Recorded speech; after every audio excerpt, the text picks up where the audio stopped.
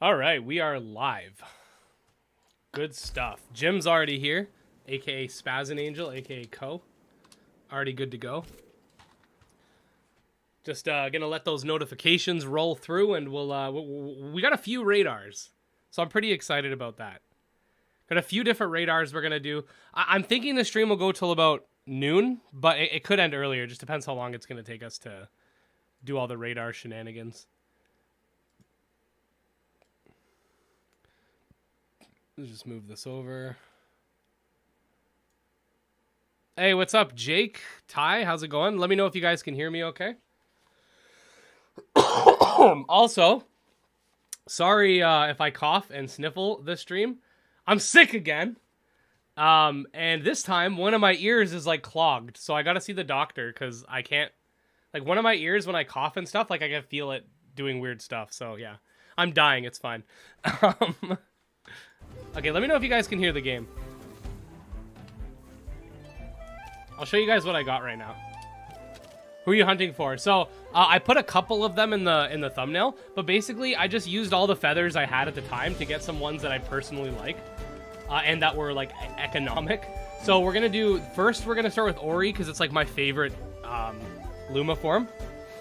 Yeah, actually, with regards to being sick, I've been sick a lot lately, but I think I figured out what it is. I don't think it's that I'm having immune system issues. I think it's because my kids went to daycare. And, see, the thing about me is before COVID, I was already social distancing. So I never got sick, ever. Soon as my kids went to daycare, I started getting sick all the time. So I think my body's just catching up. So we're gonna go Ori, Genki, Piggy Peck, Scarawat, Scale, and Kalamazoo. That's who we're doing today. Lack of caffeine. So yeah, this is what we're gonna do. I haven't radar hunted in a long time, so hopefully I do this right. If I'm not mistaken, you have to kill everything, and you have to like, you have to kill everything to keep the chain. You can't kill anything that's not that specific Temtem, which shouldn't be an issue with the mounts. Yeah, so let's go. I have these two in the back for catching. They're gonna just use Cold Breeze. Hopefully not kill. I'm not even sure how much damage it does. Maybe I should test it first. I want to test how much 2 Cold Breezes do on an Ori. Anyway, let's activate the radar. You guys ready for this? Hey Ed, sorry if I missed this, but how old are your kids? Oh, 3. Well, my daughter's gonna be 3 next month, and my son is 1.5. Activate. So they'll appear in the overworld, which I think is awesome. And then, yep. And then we fight them. I'm grinding the volcano as you do this. Nice. So we're playing on PC, obviously. If you've been watching my Switch Let's Play, the graphics don't look nearly as good and the frame rate's terrible. But on PC, it's great. Because see how much... I'm curious as to how much 2 Cold Breezes do. Oh, nothing. Okay, we're good. Oh, yeah. Okay. They're level 40. That's perfect. I just wanted to make sure that when I go to catch the real one, I don't end up killing it by accident. So we're gonna kill this one though. Currently doing Kawaii radar. Nice. So did you hear what's coming to Temtem? I have a video going over my top 5 post-launch features that I actually recorded today. It'll be out later this week. Okay, so now we could switch to the dream here.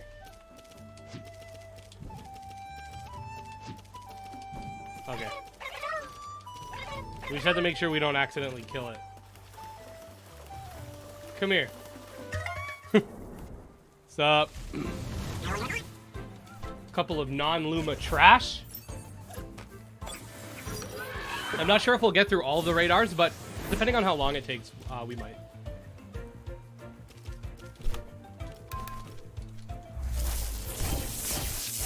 Oh, it doesn't even kill. Okay, that's good to know. We need to level up Nessla. Oh, that's gonna hurt. Too bad I'm almost level 100. Nestle's gonna need to level up.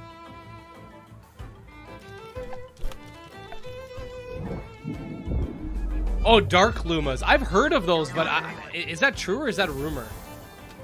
I've heard of the, what are they called? Like Umbra forms or something? Come here. I have heard of those. They're gonna be like the equivalent of like the square shinies from from Pokemon. Okay, well that's cool. I didn't include those in my video, but that's pretty cool. I don't know if I'm gonna want to hunt those. That sounds like a lot. 1 in 72k. That sounds a little crazy.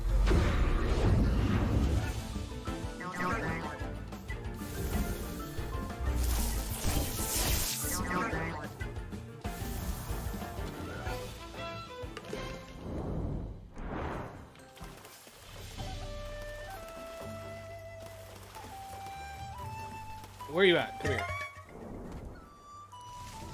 They are really going for just worse odds. That's so lazy.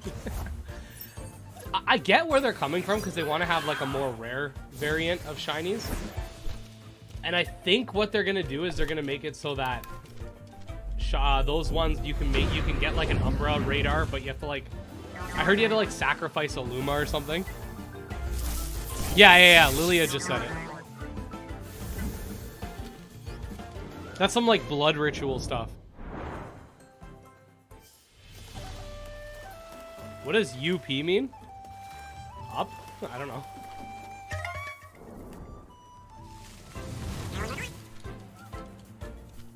You guys can hear the game. Can you guys hear me okay? Am I too loud? Or, sorry, is the game too loud?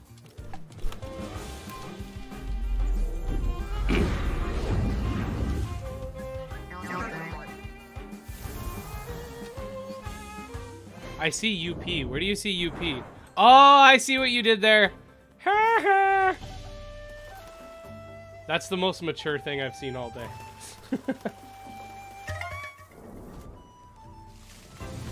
You guys got me. Max gets sacrificed at the Luma. Yes! Like sacrifices to summon an RL Pokemon. It could be like Yu-Gi-Oh! I sacrifice, you know, this, and this to summon my blue eyes.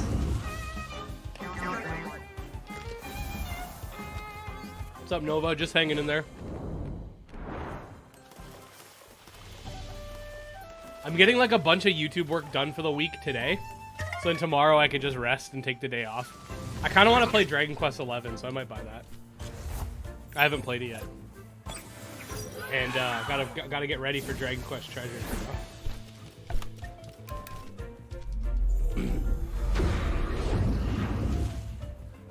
Yeah, but in Yu-Gi-Oh you don't... Well, maybe you haven't played Yu-Gi-Oh the right way.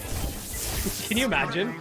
If you sacrifice your card to Yu-Gi-Oh, it just gets like put in a garbage compactor. Send that Luma to the Shadow Realm.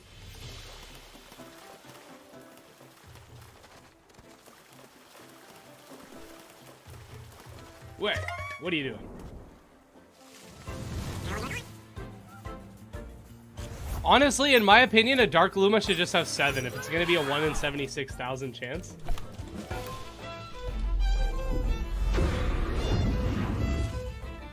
Most expensive card game ever. I played 11 on PS Solid Game. Yeah, I'm thinking about getting it on Switch. I know the Switch is like not as good as every other console, but I sold my PlayStation, so, so I don't have a choice. And at least then I can play it when I'm like at work.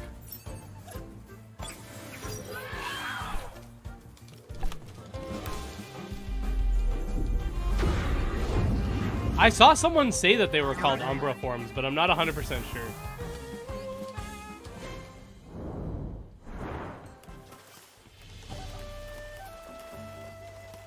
I don't know why these... Who do these Oris think they are? What happens if, like, the Ori escapes? Will I just, like, lose the chain? You have been fooled, bamboozled, trickled, trifled, filed even.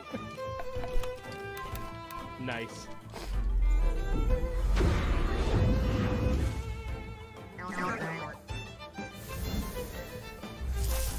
One of my favorite games. I played both the regular and definitive editions. Alright, alright. I'm gonna try to get it used.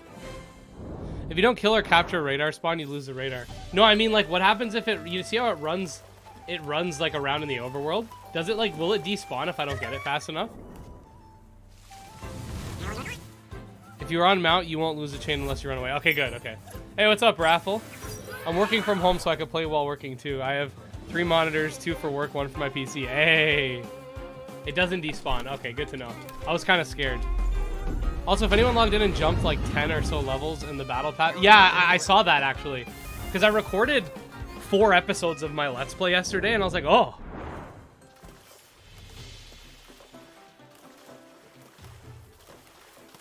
Yeah, like even on this account, I'm level 16 with my battle pass. I've barely done anything on this account since the game came out.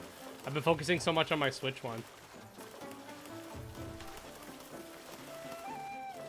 Where you at, homie?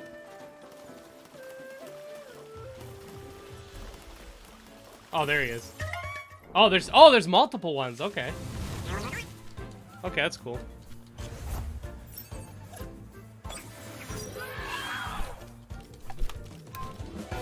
Please do another Coromon Let's Play, more PvP.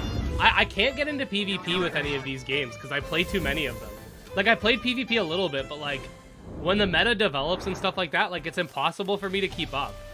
Because, like, it'd be one thing if I was just playing Pokemon, or just playing Temtem. But, like, imagine if I got into PvP with all the games. Monster Crown PvP, Monster Sanctuary PvP, Coromon PvP, like, nobody is able to play that many different PvP scenes. Especially with the setup that's required, right?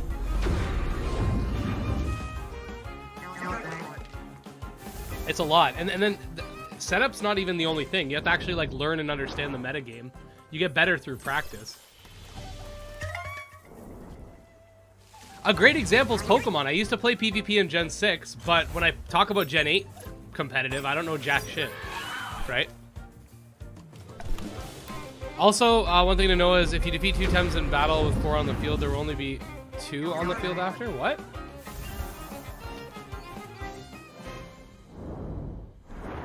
And I'm 13 and only got a Switch and a bad laptop. I only have $20 gift card. What monster tamers can I buy for Switch? I don't know how much Monster Sanctuary is. Nexomon's another one that's around 20 bucks. Nexomon Extinction is, like, in my opinion, the better one of the two. Yeah, check out those. Those are pretty good. I have a Pahara one somewhere.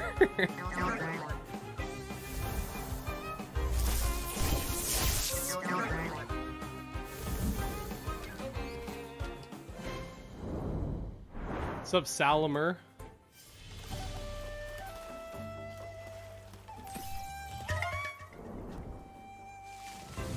Waiting for Temtem Showdown. Exactly. Like, I don't see the need to get into PvP unless it's like Temtem Showdown personally.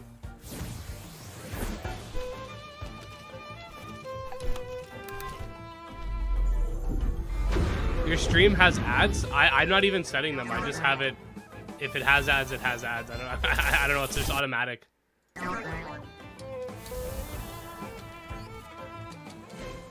YouTube just does it.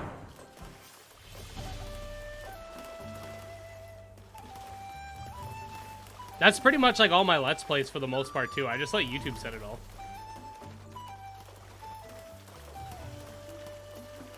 For the most part. If it's like a shorter video, sometimes YouTube won't do it properly, so like I'll put a couple in there, but mostly I just let YouTube do it. I can't even beat the rematches. They're hard. They are hard. I gotta get a better team if I even want to beat them. Like, I had beat them when they first came out, but my team's higher leveled with less relevance competitively now. Oh, come here. Now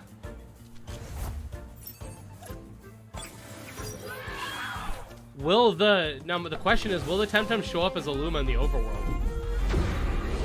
What features do you still want them to add to Temtem?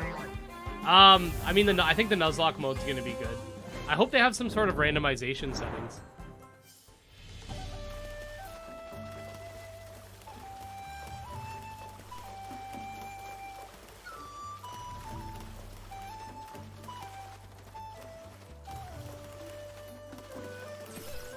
Oh, come here. There's a chance the Luma will be in the overworld. Yeah, but will the Luma, like will it show up as a Luma in the overworld, or will it just show up as a normal one until I fight it? Getting my Temtem in before the hurricane hits me. Jesus. I'm in Tampa area. I'm going to get hammered hard. Jeez, are you leaving, or are you guys just like going to the basement or what? How do you get radars? Temtem's Paradise, or Tamer's Paradise. Giving hats for your Temtem, that'd be OP. I have a question. Who would win, Palworld versus Pokemon? Well, Pokemon has a bajillion dollars, so probably Pokemon, unfortunately. For, like... Good, they're at daycare right now. Raffle.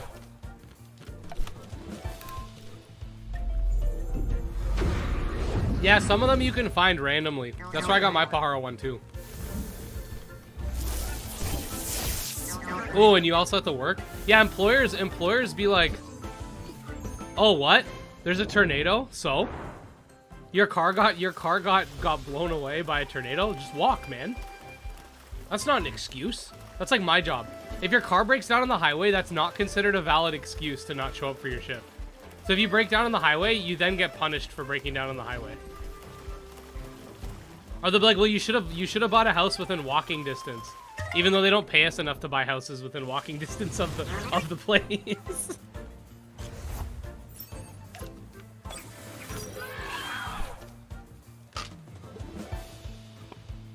Oh, it's a quest. Okay, there you go. I guess I did that quest. No, as in Pokemon versus Palworld in a monster war? It depends. Like, what? Okay. Are Pokemon bulletproof? Because the Pals are kind of bulletproof. Like, they still take damage from bullets, but they don't just instantly die. So, like, are Pokemon bulletproof? Right? Like, if you shoot a Pikachu with a gun, will it die? Because, think about it. Like, Pikachu can take a horn drill to the face from a Rhydon. It'll probably faint, but it won't die. So, like, that leads me to think that, like, Pokemon are probably bulletproof.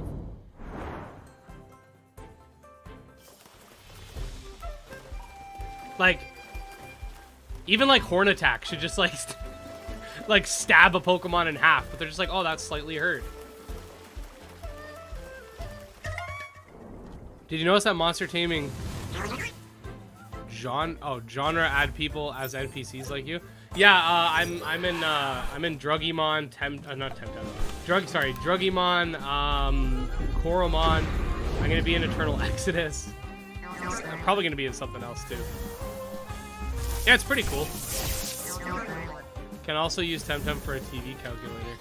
I heard that Hurricane Fiona, 90% of Puerto Rico Island electric grid was destroyed. Jesus, I didn't even know anything about that until I saw an announcement from someone about it. Like, I didn't even know that was going on. Shows how much of a hermit I am. Machamp is probably not bulletproof, but they can punch 20 times a second. But that kind of makes me think he is. If you can move your limbs that fast... And, like, can you imagine moving your limbs that fast in real life? He could punch, like, 200 times in a second, I think it was. Like, can you imagine the amount of, like, heat that would generate? Like, he probably is bulletproof.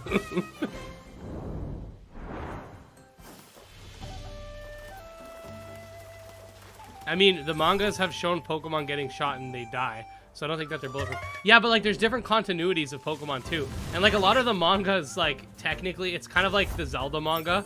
It's, like, official, but it's kind of not, but it kind of is. I just have a Luma Magnus, that's it.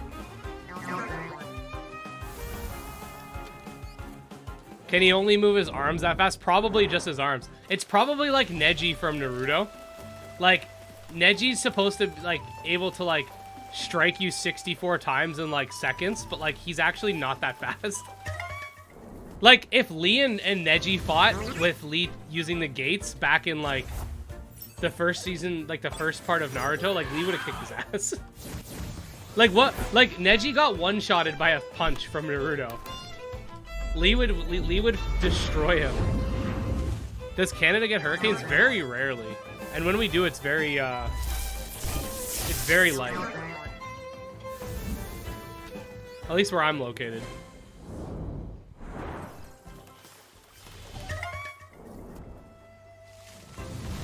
And then you could also argue that some Pokemon are bulletproof and some aren't, right? Like, maybe, I don't know, maybe Pichu could die from a bullet. But, like, Rhydon's probably bulletproof. He's made of rocks. Like, he probably gets tickled by them.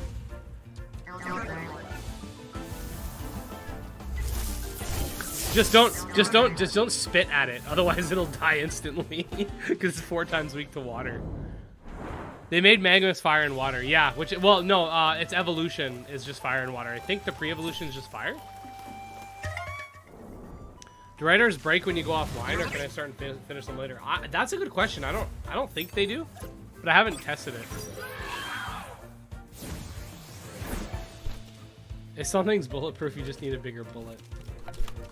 Well, I mean, like, in the Pokemon anime, other than that one deleted episode, like, most of the gun-like things are all, like, laser guns. Except for Team Rocket. For some reason, they just have, like, rocket launchers and stuff. They got hit with a hurricane very recently and destroyed a lot of homes in Canada. Yeah, we did have one. It was bad, but, like, where I live, it was not that bad. Like, I was completely fine. My wife's parents' house, though, like, they had, like, trees and stuff falling everywhere, like, around there.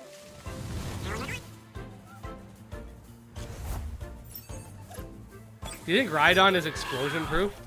Like, sure, a 9mm wouldn't do it, but an RPG? Good question. Who knows?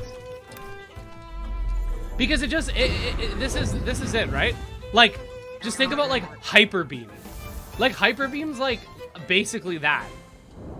Right? Like if someone uses the actual attack explosion on Rhydon, it's not even very effective. Like, I don't know.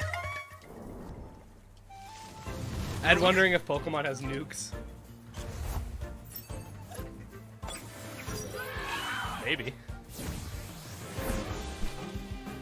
That'll be Gen 9. It'll be set in North Korea.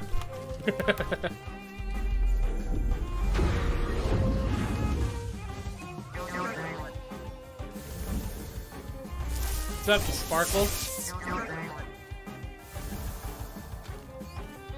We need to test this. We need to biologically engineer Pokemon and then try to shoot them. Like, I've always thought that, like, the pals in Pal World kind of represent what would happen to a Pokemon if it was shot with a gun. Like, some of them die. Other ones, like, take damage, but they don't die. Like, you saw that big one that looks like My Neighbor Totoro, the electric one? He, like, was using his back to shield the player from bullets, and, like, there were little tears coming out of his eyes because it hurt. But it wasn't, like... So that's how I think a lot of Pokemon would react to getting shot, for example. We would all be dead in 5 minutes. Depends which Pokemon.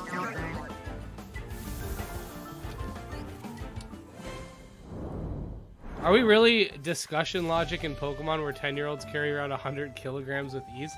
Hey man, that's just the technology. Their bags have the same technology that captures Pokemon. Don't worry about it.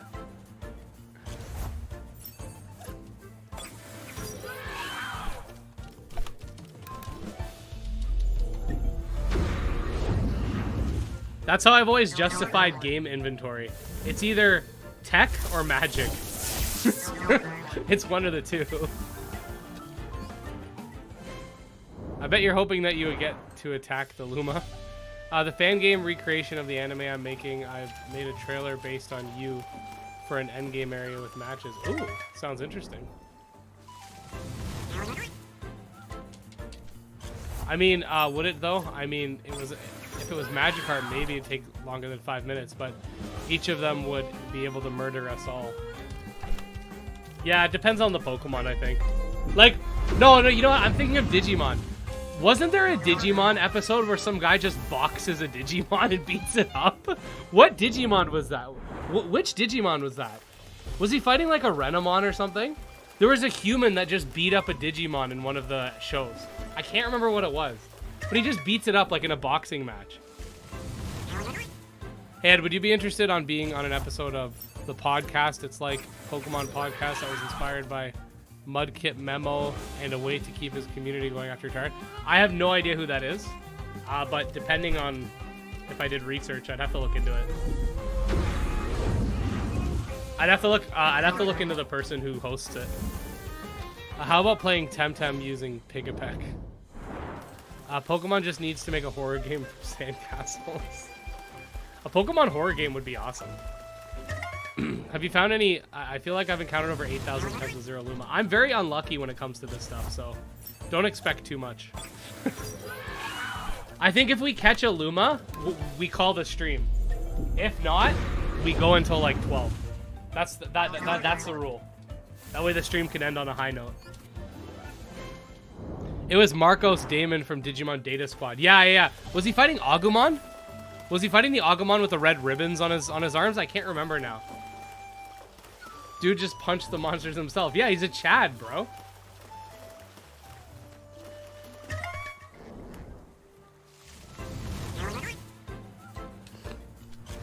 My Tamer Pass has a quest to do an Osierra radar. Oh god. How much does that cost?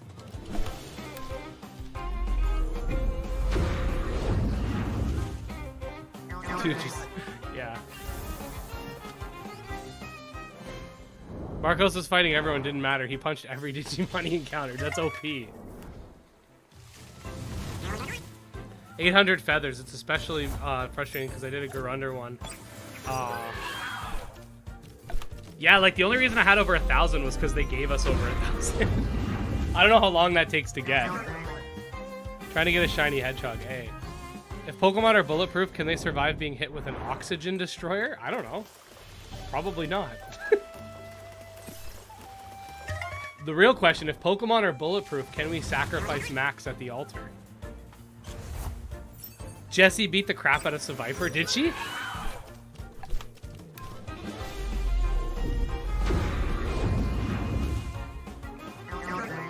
Who's your favorite Temtem? That's kind of tough. Like, I really like Nidgersil. I really like Valorant. I really like Tuvine. I really like Ukama too. I don't have one that's like my absolute favorite. I really like Ori. I like Ori better than Zeobian, to be honest. I don't like how Zeobian's like, okay, Ori has like a big head and a little body, so it looks cute. Zeobian like looks really human proportion, if that makes sense. Like, I don't know how they could have done it better, but that's what I noticed. Like, I like Ori better. I love the digital type idea. It's really cool. Reminds me of Metabots. We need a Metabots game in the West.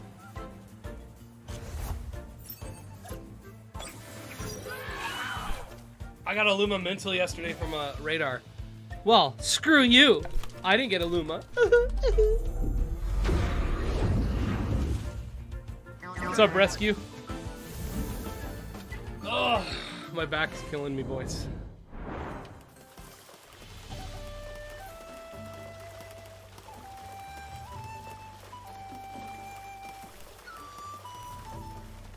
It'd be nice if my ear unclogged itself. That'd be nice. If I could hear out of it, that'd be cool. What's up, Rescue? Oh, I think I already said what's up. What's up again, Rescue?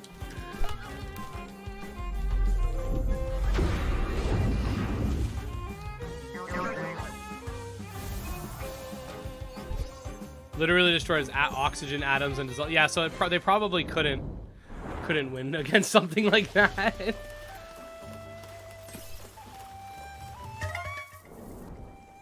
A robot boy? Oh, I've never heard of that. Hot shower and nasal steroids, something like Floinate is the only thing I have. Well, I did have a hot shower. It didn't help. I also tried like, oh, I almost ran. Oh, buddy, I almost ran. I also tried so I tried a hot shower. I tried plugging my nose and like blowing. That didn't work. Yeah, it's weird. It's the worst. I tried everything. Turn on hold to run? Is that a thing?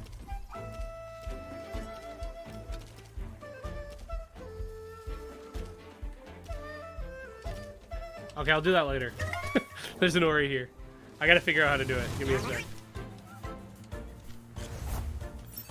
And is it possible for another trailer in October? I think so. I still think we're gonna get the starter evolutions and mid forms. It's under game. Thanks, Nazi.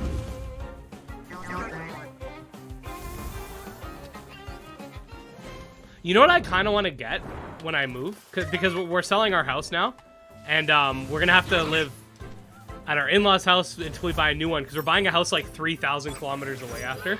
One thing I want to do when I buy that new house is get a desk that can like go up and down, so I can like do standing desk or like a sitting desk. I think that'd be cool, because sometimes I like to stand up when I'm doing this. You know, stretch out those legs. Because it only works on the second TEMTEM select. It's an okay safeguard, though. We'll give it a shot. We can always turn it off.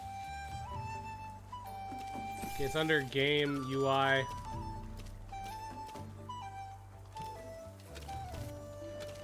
Okay, there we go. Get over here.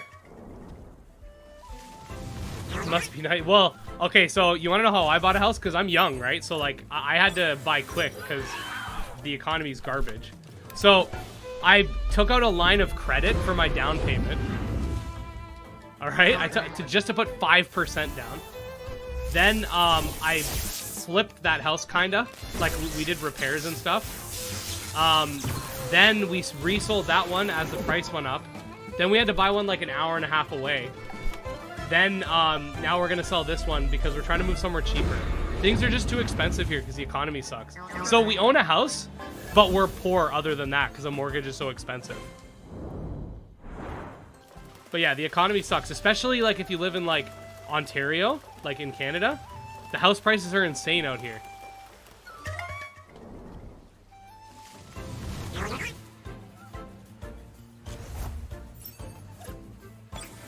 Poor without a house, LMAO.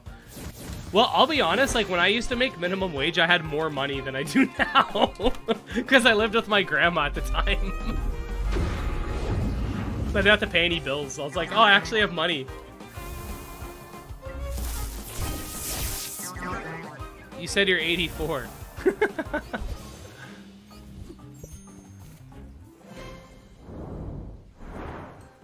Yeah, but yeah, it's tough out there. Like, even I'm considered like a good paid job, and like I have to live an hour and a half away from work just because everything's too expensive.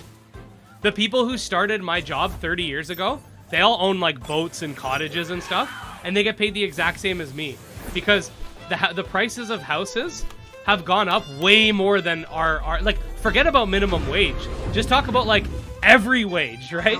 Like, they were making, like, let's say 30% less 15 years ago, but houses were, like, a third of the price, right? So, like, the house price has been going up more than double the actual wage.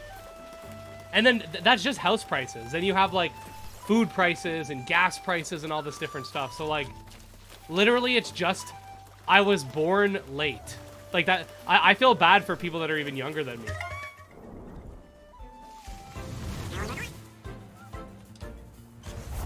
Pokeball inspiration came from Ultraman Season 7? Oh, interesting.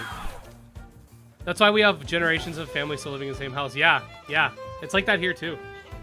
It sucks. It really does. But the best thing I could say is, like, if you're able to do it, move to a cheaper area. Because we're looking at house prices where we're moving, and it's, like, half. So, like, unless you got a really, really good job that pays a lot where you live, fuck it and move. That's what I'm doing. Because even if I find a new job that pays, like, you know, 30% less, everything's gonna be like more than 50% less. Big shout out to Ed for helping out with Coromon. Thanks. That's all I can say. Like, if you're able to do it, because that's what we're doing. Moving out of province is a lot of work, but it's too much out here, man. This will sound awful, but eventually we'll hit a point where a lot of people die and then houses will become cheaper. Yeah, I know, it's crazy.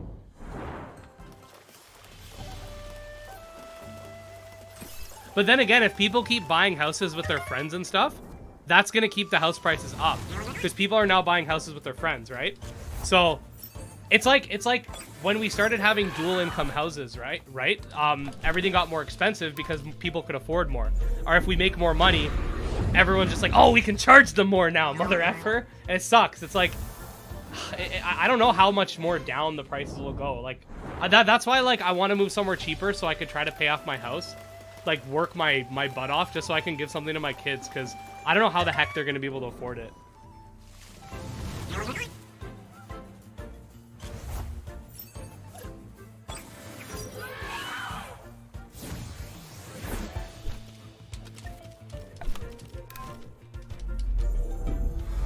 Where I live, house prices are ridiculous because of people from Toronto, so I'm assuming you live somewhere in the GTA. You want kids in this economy? I have kids.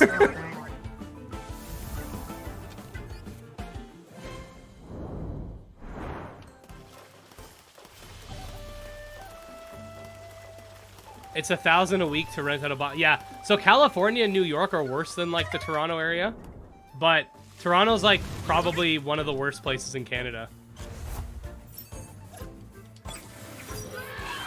But then it's like me, I have friends that make like minimum wage in like really expensive towns, and I'm like, just find a job somewhere else. It's so expensive. But they're like, oh, but I like the community and this and that, and I'm a hermit, so I'm like, I don't get it. I'm like, I'll move. That's fine. Any big city in North America is horrible at this point. Yeah, it's expensive. It's not a matter of wanting kids. Eds has them. Yeah, exactly. My in-laws are crushed, but at least my mother-in-law understands. LOL. It's tough. It is tough.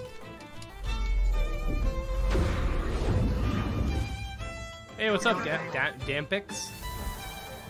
I'd move, but my fiance wants to stay closer. Yeah. See, me and my wife were just like, screw our family. We're getting out of here.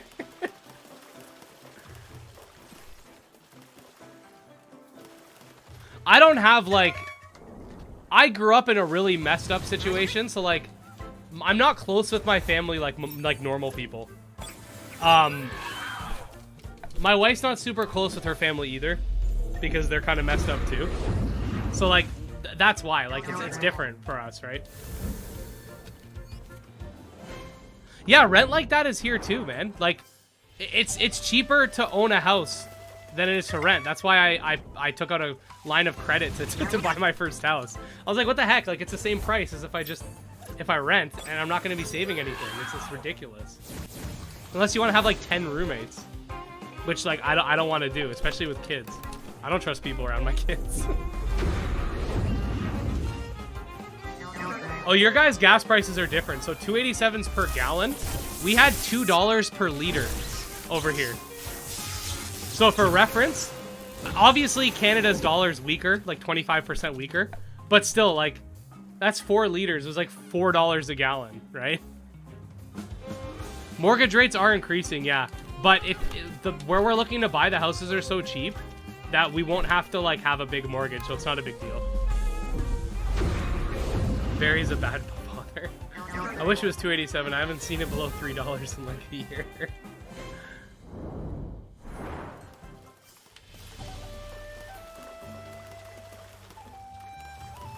€2 per liter? Jesus. At that point, just walk, bro. I gotta drive an hour away. I'll just walk there. See you in 2 days.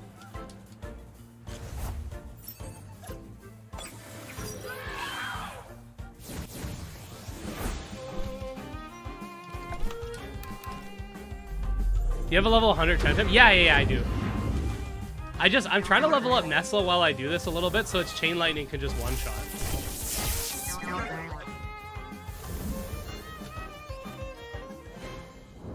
You guys have Walmart gas stations? We have like a Costco one. An hour away from my house. What's up, Cyber? Ed, what's good? What's up, Scott? Just complaining about the economy and shiny hunting. There's one more TEM coming for sure, and whether or not we're going to get more after that has been kind of up in the air. So, actually, this is a good pivot point for discussion because the economy is making me depressed.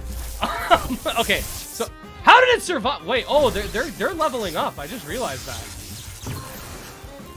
It's level 56 now. I was like, how did it survive? Okay. So, what do you guys think about Crema not adding TEMTEM ever? If they don't. Also, I didn't play TEMTEM. That's okay. You can watch and hang out. What do you think about them not adding them? And if they do add them, what do you think they should do? How do you think they should implement them?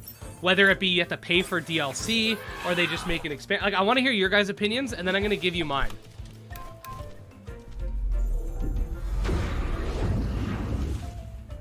Okay, here we go. Creme absolutely will add more TEMTEM later. Hot take, although I'd rather them add a few TEMs at a time. I don't want a huge roster, just a balanced roster. That's a good point. Which is something that I think they could do. Oh, my freaking thing just died. Expansion pass MMO style. You should generally be. You sound generally angry about. Yes. It'll be unpaid if they add it. Yaw is vehemently against pay to win. I think they should backfill some areas. I would not mind paid expansions with new islands. If Ed actually finds a Luma Ori, I will go cry in a corner. I wasted 3 radars. Jesus. Expansions like in Final Fantasy, free content and hope it's financed through cosmetics. I have an opinion right now. I'm content create I'm content with. I'm content with the content. See, this is English, man. English messed up right now. Might change in a year. Paid for DLC, but only one DLC at a time. On the second ones, the first one should be free. A new island DLC would be fine. 1 new TEM per month /2 sounds like something cool, feasible, just to keep the game growing. I don't want a complete new generation like Pokemon by adding regions. A few new TEM sounds like the right way. Now I have to go to sleep. You're not allowed. You have to sit here. You have to watch my stream forever. Add stacks and Luma Charms with new island with TEM DLC paid or don't mind. Okay, so yeah, I fear paid. So this is my opinion. This game's an MMO. Okay, there's already a pretty like I don't mind paying for games. In fact, I don't like the free-to-play model personally, but it is an MMO, so it's a lot of MMOs are free or based on subscription. Now, if they want to keep the game from getting pay to win, they obviously keep the paywall, like to buy the game. You still buy the game, but at that point, I have to agree with. I can't find your comment now, but someone had mentioned they think it would be better for them to just have like, oh shoot, I just realized Nestle changed spots.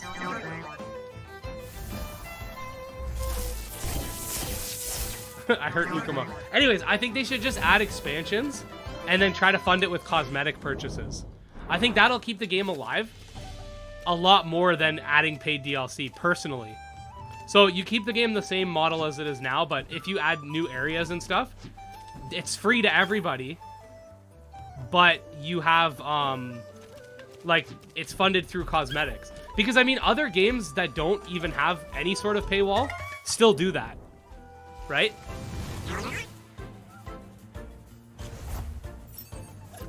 That would be better. They just, like, if they add a new area, what they do is they add a bunch of cosmetics dedicated to that new area.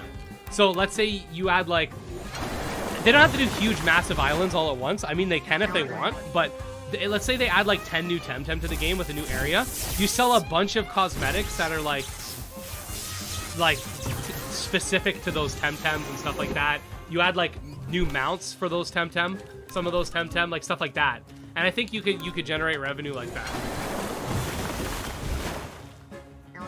The down below, I honestly thought they were going to make the down below like a roguelike area. But then they made the tower, so that's probably not going to happen now.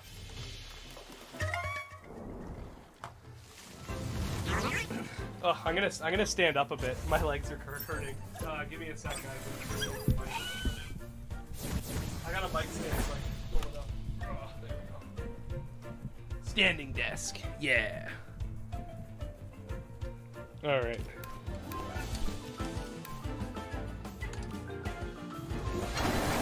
Costco gas supremacy. Makes sense. MMOs are only games where I buy cosmetics. Finally, I caught a gym leader Ed stream live. Damn right. I think a journey to the down below would be great. How long does it usually take to find a Koish of the week?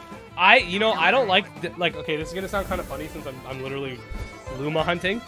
I don't like the RNG associated with the Koish thing. It's kind of sus. I can never find a good the right one.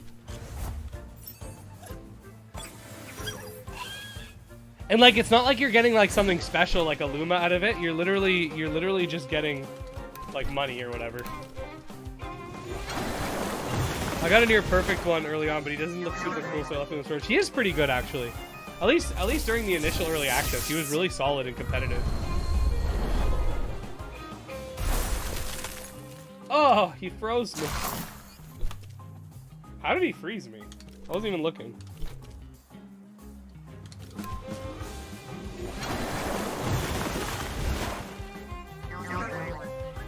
I caught an Ori Luma yesterday. Nice. Is that Ed Senpai? Yes, and I'm standing and streaming. I need a standing desk, man. It's got to be adjustable though. I don't want to be standing all the time. But I can't reach my keyboard or anything because I got a controller, so we're good on that front. Have you played through Pokemon's universe? I've played a bit of it, but I never ended up finishing it. I do want to at some point. Maybe have down below be looked down upon due to how aggressive they could be. This is also unknown territory. It'd be cool if like the down below had like a bunch of ancient Temtem. So like, I don't know, like because okay, in Temtem lore, there's draconic and serpentine Temtem that were extinct. So it'd be cool if it like added a new type or something, like an ancient type, kind of like Lumion. Temtem seems to take a lot of inspiration from Lumion, so I wouldn't mind them also doing a ancient type. Draconic type Monkus. I generally am not the biggest fan of Pokemon fan games, but this legit I think is the best fan game. It's really good fake mon designs that look like actual mods. Yeah, I mean Pokemon fan games are pretty cool. I want to cover them more in the future when stuff in the monster taming genre specifically slows down. Give me stuff to talk about while we're waiting for like the next big launch or something like that. Good night, everyone, and good luck at. Thanks, Mr. Link. I have a bad feeling about this.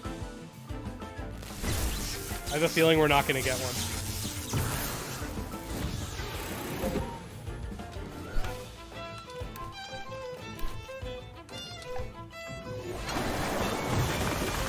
What's up?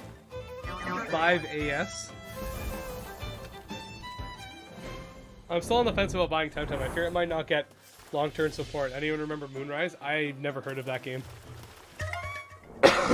Yeah, I mean, the only way to know is, like, to wait and see, right? My biggest concern with Temtem, in general, is, like, what it's gonna be like a year from now. In terms of... Like, I mean, to me, again, I don't really care, because like, the MMO elements are nice, but I honestly don't really care that much for them. Like, I don't care to interact with people in the game, you know what I mean? But, like, it's fun, but it's not something I really care that much about to exist. Like, I like games like Nexomon and Coromon, right? They're not MMOs. But I do know that in between each update, the game usually gets, like, pretty quiet. And then everybody goes on about how dead it is. So, like, I'm curious as to what it's going to be like, let's say a year from now. Like, obviously, the player base is going to be a lot smaller, but I want to know, like, what sort of things they're going to do to keep people engaged. I can't wait to get some radars to start Luma hunting. I got a full odds Luma Pajaro in the alpha, and I miss him. Oh, that sucks. Lost him when they reset for early access. What's going to be after Pokemon Scarlet and Violet release? Dragon Quest Treasures is coming out. Like 2 weeks later. Play game if you enjoy it. Disregard player base. When you worry about that, you get turned off playing it and less people playing. Well, yeah, like, I don't care about the player base. Like the amount of people playing, it doesn't bug me.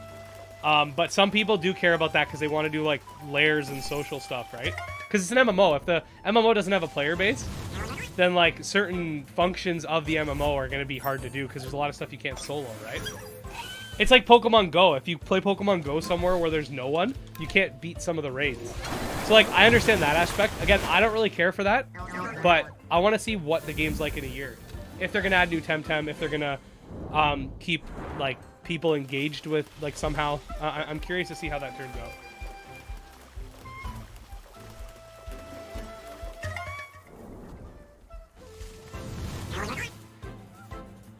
People are just a bonus. Random matchmaking is awful anyways.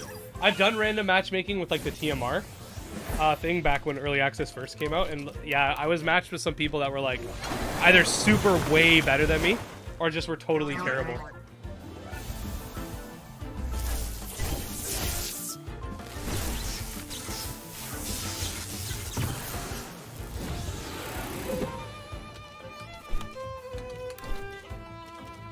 These guys aren't dying now.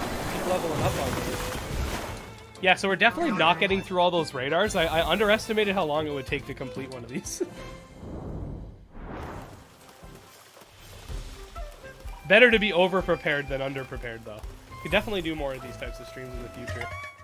Oh, this one's he was all lit up. The other one wasn't. You should do a series like The Fossils of Monster Taming, where there were canceled or dead games. There's a few, actually. Like, Terraform had a Kickstarter but was never completed. I mean, there's some games that are currently in Kickstarter that have just completely gone ghost, but I have a video going over that soon. Yeah. Kickstarter's, like, one of the best things for indie games, but also, like, one of the worst. So it's like... Yeah. It goes up to 300, Jake. They changed it to 300, but you get bonuses right away.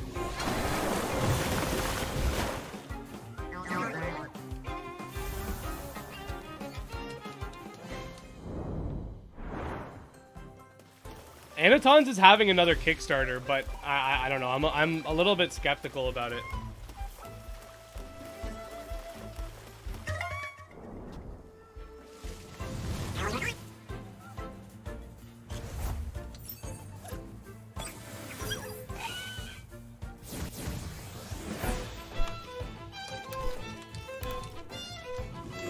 Are you keeping track of your chain? Yeah, I'm at like 100 and something.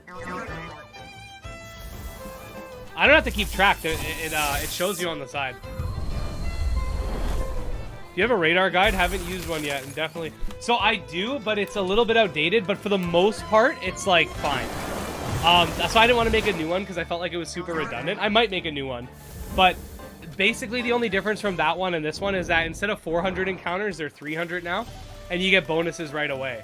But there is one. It's called like the best Luma hunting method in TEMTEM. That's like the name of the video. I came out with it when radars were released, so it is a little dated, but it's pretty... Jesus Christ, you have over 5k hours? I didn't even know there was that many hours in the world, man. I thought having like 600 and something was a lot.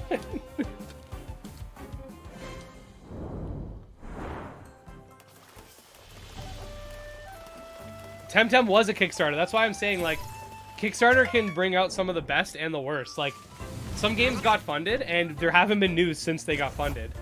And then some games, or there's one game that hasn't had an update since 2020, and it's been funded. And then there's other games like Monster Sanctuary TEMTEM that are just, like, amazing in terms of, like, delivering. One big complaint about TEMTEM, which I do understand why people are upset, is that it was originally coming out for PS4 and Xbox One, but they moved over to the next-gen consoles. So I can understand people's frustration with that, because PS5s aren't even freaking available half the time. Oh, the last one. I put an XP guide out, if you really want to just get insane XP.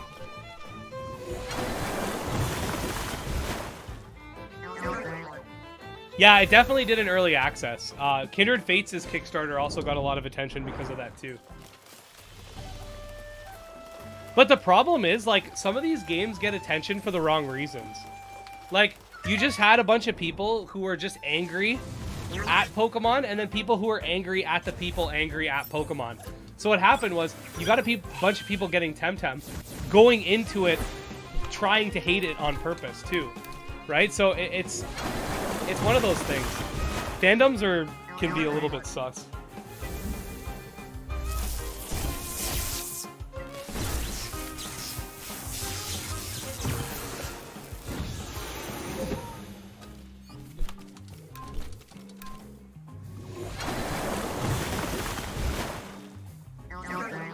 Also, PS5 increased price outside US. Oh, did it? I didn't even notice that. I didn't even know that. I need to get one still. Eventually. If there's like some monster taming exclusive on PS5, then I could justify buying it.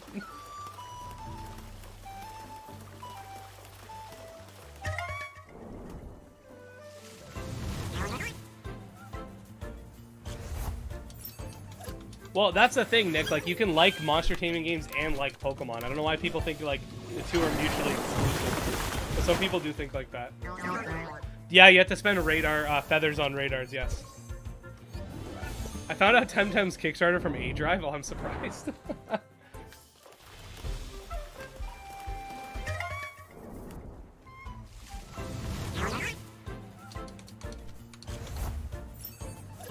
Wow, really, eh? And, like, I don't understand why people buy the digital one. It barely has enough storage. And, like, you could probably save money on just used games. Like, it's only like $100 cheaper. I feel like if you have the money to spend on a console, you should probably just spend the extra 100 and then just buy a bunch of used games. You'll literally make your money back. Because like discs are usually cheaper than the digital ones.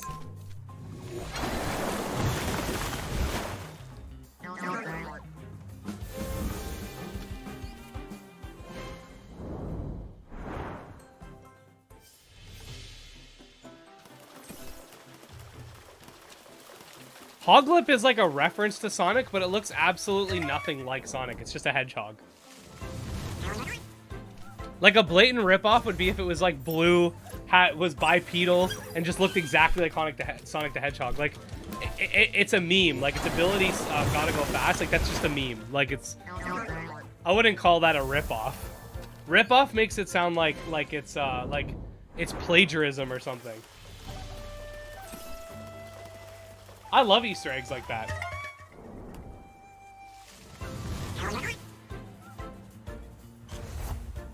Damn, yeah, if it's like a $300 price difference, that's one thing, but I'm pretty sure the PS5 is just $100 different. What's your favorite tip for Temtem? The tip of my pee-pee? No. That XP method that I found, that one's the best. Well, not that I found the guide on how to do it. I didn't invent that XP method. That was I forget the guy's name, but I credited everybody in the video. But yeah, that wasn't my original idea.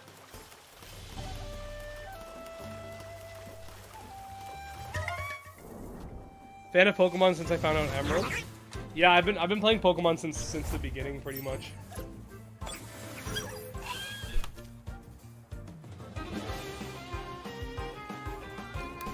I'm a boomer, what can I say? How much does he... up to 10 times at the end.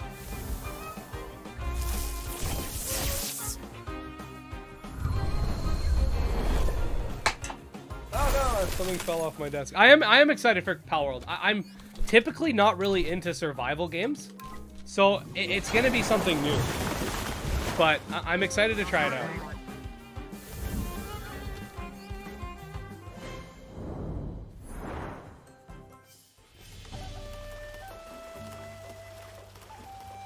Yeah, you know what? This is what I did to get to level 100. I know it takes a lot of time, but once you get that setup, you can level up stuff in minutes. One comment I keep getting is people saying they're only getting 50,000 XP.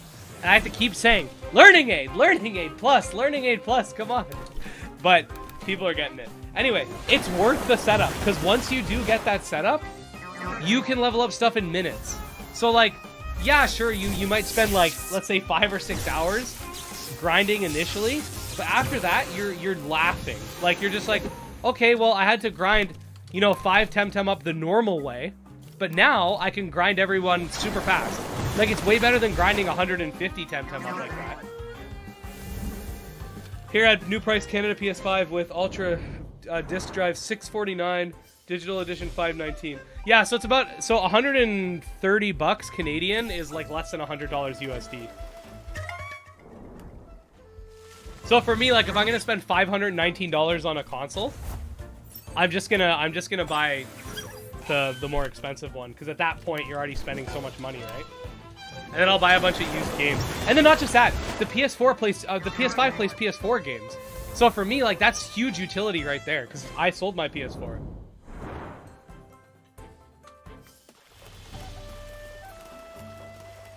We're almost halfway there. I guess we're just shiny hunting Ori. Jesus, I didn't expect this to take that long. It's gonna be like the whole stream.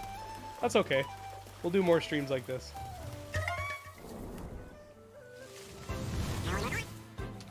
Rest of the team's mid-60s. Well, yeah, I just have, wait, what'd you say? Hey, your videos made me play this game. I just arrived in Kisiwa. I found a Luma Curry. Nice. Now I can become a Karen.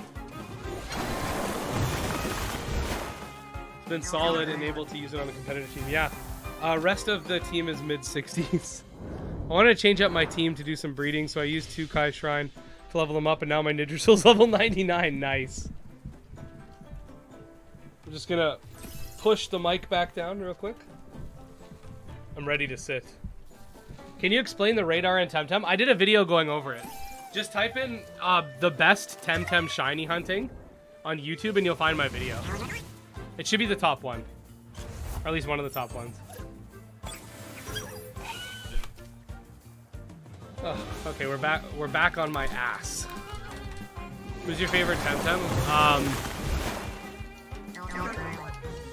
Agumon. Ed, how likely is your channel to hit 50k subs this year? It's close. I don't know if it's gonna happen. It might. Things have been crazy. You guys think we can hit 50k subs by the end of the year? I think we can. But I don't want to. I also don't want to like get too overconfident. Dude, my original goal for 2022 was 35k. 35k was my original goal. I was like, I want to hit 35k by the end of the year. We're at 46 something. All right. Things have been going pretty nuts.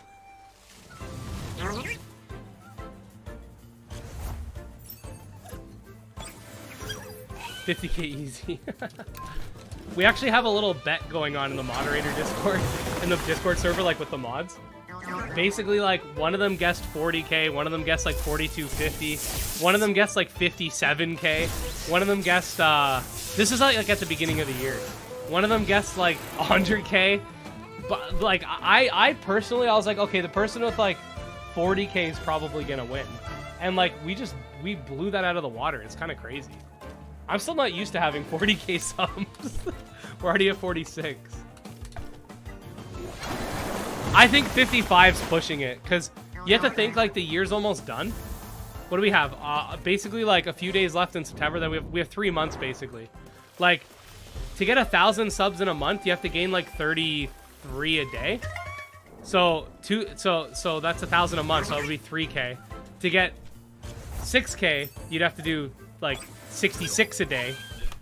To get 9k, you'd have to do 100 a day basically. So like, I don't think it's gonna be that crazy before I end up with like 55, but I think 50 is possible. I think it'll be close. Ed, we only have Monster Rancher. Oh, well, we also have Dragon Quest treasures too.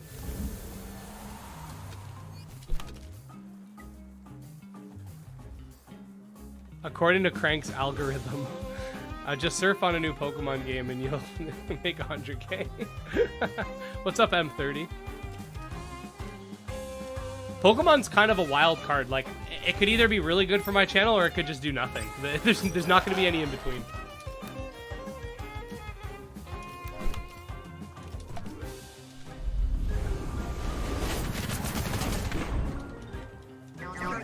Yeah, like for reference, I think with Temtem, I got about 4,500 subs in the last 30 days. It was pretty big. But you also have to remember, like, just because something's big doesn't necessarily mean it's going to do well for my channel specifically. Like, Monster Hunter Stories 2 was way bigger than, let's say, Coromon. But Coromon did a lot better for my channel because there's less competition. So that's something you have to consider too.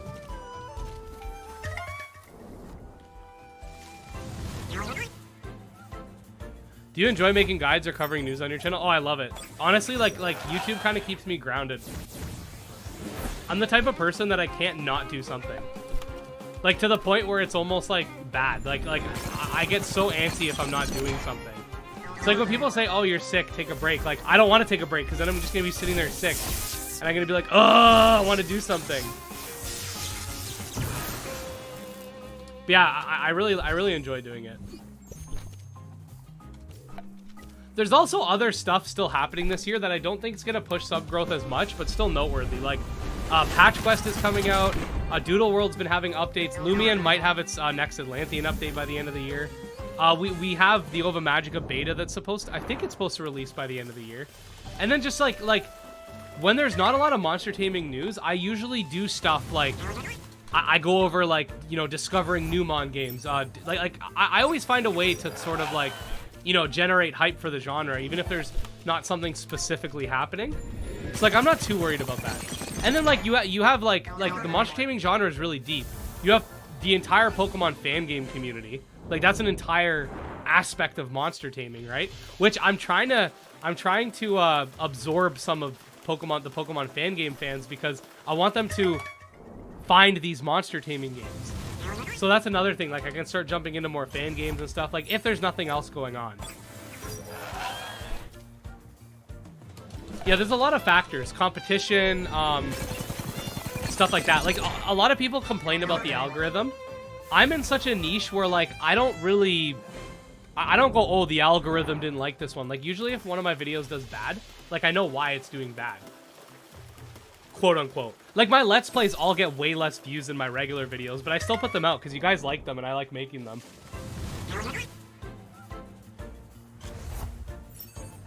Currently got a Volorend and Momo with 7 perfect stats. Nice.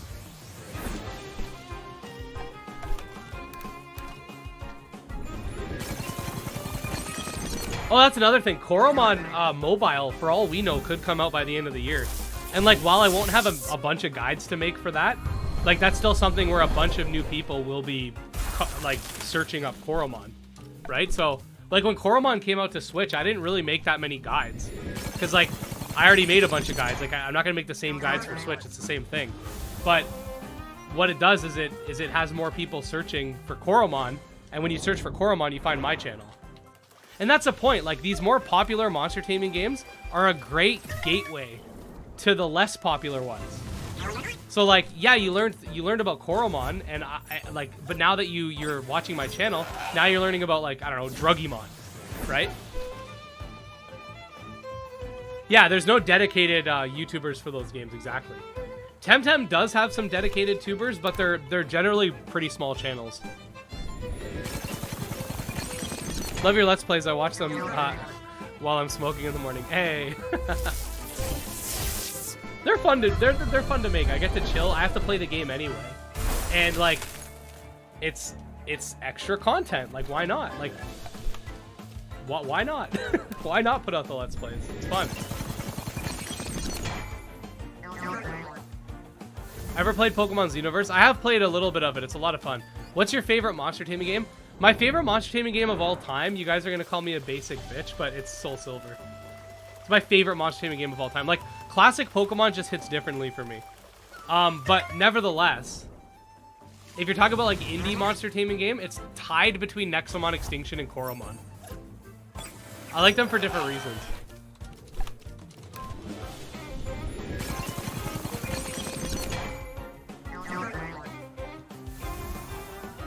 It feels like you're directly talking to me. Do you think you'll ever get into TEMTEM competitive? Probably not to any, like, major capacity. I might mess around with it, but I'm not going to become, like, like, people were asking that with Coromon too. Like, if I had the amount of time to do that, I would, but I just physically don't. How do you feel about ORAS? I feel like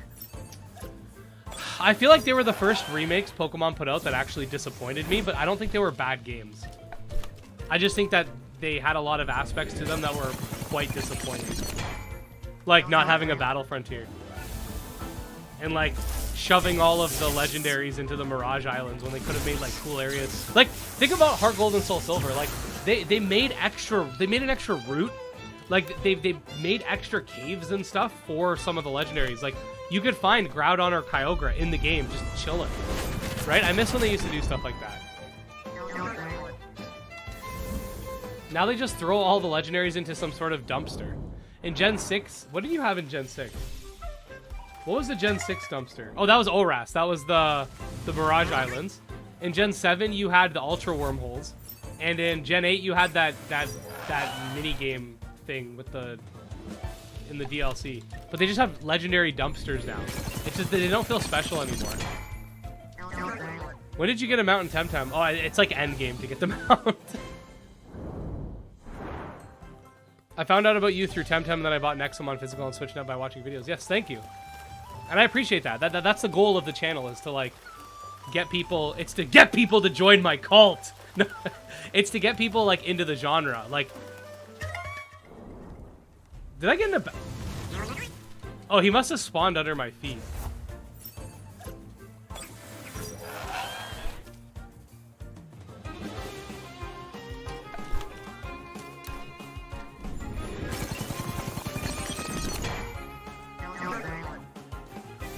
I think if I didn't have War Drum, that wouldn't have killed. I think the Ori are starting to get... They're starting to become sentient, man. They're not messing around anymore.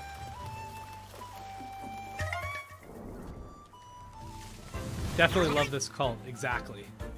When did you get a dojo mountain? Oh, I already read that. I just noticed your name's Pervy Sage. That's jokes. Back when I watched Naruto, like when it was still in Japan only, and they had like the Dutabayo subs. That was like the people that would sub it. His name, they would call him Perverted Hermit. That's always how I remember his name. I found out about you through Nexomon 1 before you completed the Let's Play. Been here ever since. Yeah, that Nexomon 1 Let's Play had a huge hiatus, but and like, I recorded episodes for it, but I just had never finished them. Like, I'd recorded them, but I'd never uploaded them, so I finally did after so long. I'm the second in command in Ed's cult. What should be the shiny hunting chance? And I don't think the shiny hunting odds are too bad. Like 1 in 7,500 seems pretty normal. It's like kind of like, it's a little better than classic Pokemon. I just had some person run near with a Luma Platypet, man who hides in pain meme.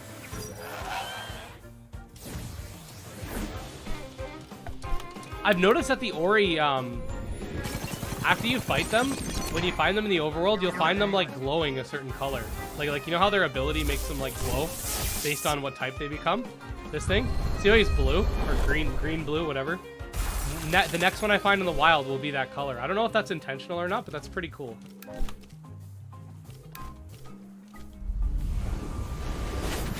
I started following Ed when he was 500 subs. Yeah, Drip, you know what? I didn't realize you've been there that long, but I knew you were there since like the first couple thousand. I still recognize like a lot of like, see he's like green now. That's cool. I do recognize like the faces and stuff, like the names and the faces. It's I don't know, it's crazy. Like, I wonder if like those giant YouTubers with like 1 million subscribers still remember like their original fans. I feel like they probably do. Sounds like a bug, but a cool one. Yeah, exactly. Don't fix it.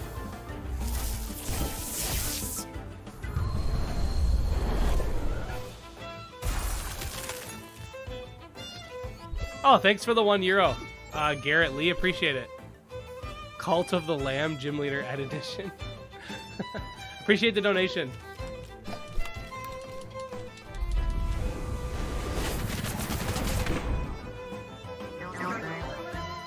I laugh when you call me all 3 names. Exactly, see?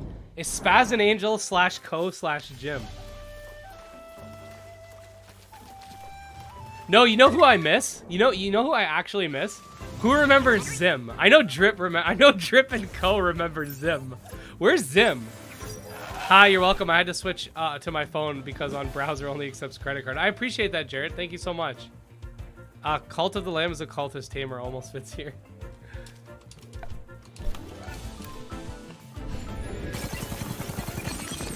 I think we're almost halfway through this. I appreciate the guide stuff you do. How's it going? Another day in paradise.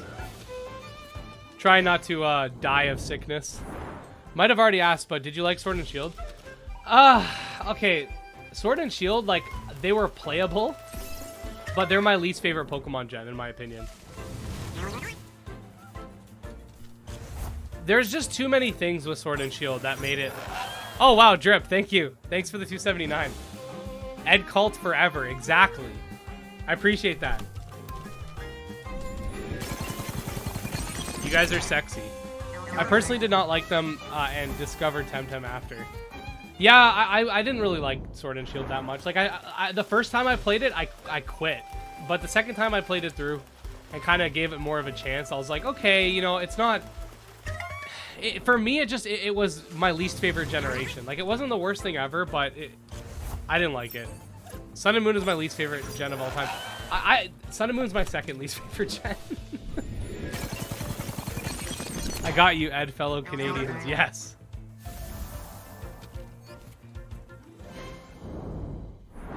But even for a competitive player, it's not that great because the 20-minute battle timer, right?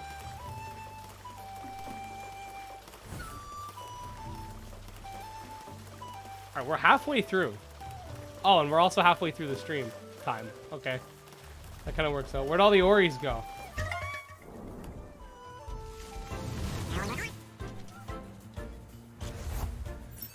Wait, is Zim the same person that spammed on the stream most of the time? Yeah, Raffle, you remember Zim. I had to ban like 8 of his accounts. He finally gave up on me. What island are you on? Sipanku. In the rice field. Rather than just mashing A and getting through the entire story. After getting the mountain teleporter, what is priority? Creating level Temtem, create dojo team, finish Tempedia, then breed / shiny farm? Yeah, I mean, you could do that if you want. Sword and Shield are my first monster taming games, lol. They're bad, but I had to finish them because, well, Mamula. I never played any of the Sun and Moon games. I think I had to mentally check from Pokemon a little while after that. He's in Sipanku Rice Fields, yes. Only half modern Pokemon game I got is Ultra Moon, so in Temtem I'm still running around on the first island. Got some advice / stuff not to mess up. You'll be fine. Get a Genki and you'll be good. Sun and Moon had unlikable characters and a bad storyline, which I think Sword and Shield did slightly better. My issue with Sword and Shield is like, first of all, if you're talking about story, like Team Skull was supposed to be kind of like a bunch of dumb kids, and it was like the first time they really made them that incompetent, right? I mean, like other teams were, but like they were like in your face incompetent. Like Team Rocket was kind of incompetent, but like people were still scared of them. Whereas Team Skull, like no, like people just considered them a bunch of losers. Then with like Sword and Shield, you have Team Yell. Like come on, like really, really. Oh, they're a bunch of sports fans, guys. Like come on. And then like I don't know, Sword and Shield just felt like gym endgame. Like there was I don't know. Sun and Moon had too much dialogue in my opinion. Like too much useless dialogue. Like, wow, your Pokemon looks so happy too, man. Like we don't need that. Was there still Mega Evolution Sun and Moon? Yeah, there was in the post game. Yeah. Sun and Moon content-wise has the most content out of any Pokemon game ever. Like Ultra Sun and Ultra Moon. Like, just because it has all the Pokemon and stuff in it. Sorry, maybe that's not the best way to put it. It doesn't necessarily have the most content, because, like, Heart Gold, Soul Silver have, like, the Battle Frontier and stuff. It has the largest roster of Pokemon of any Pokemon game.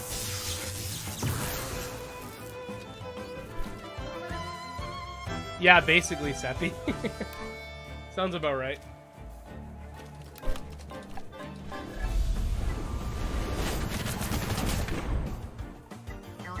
My issue is the beginning. They just talk and talk forever. I know.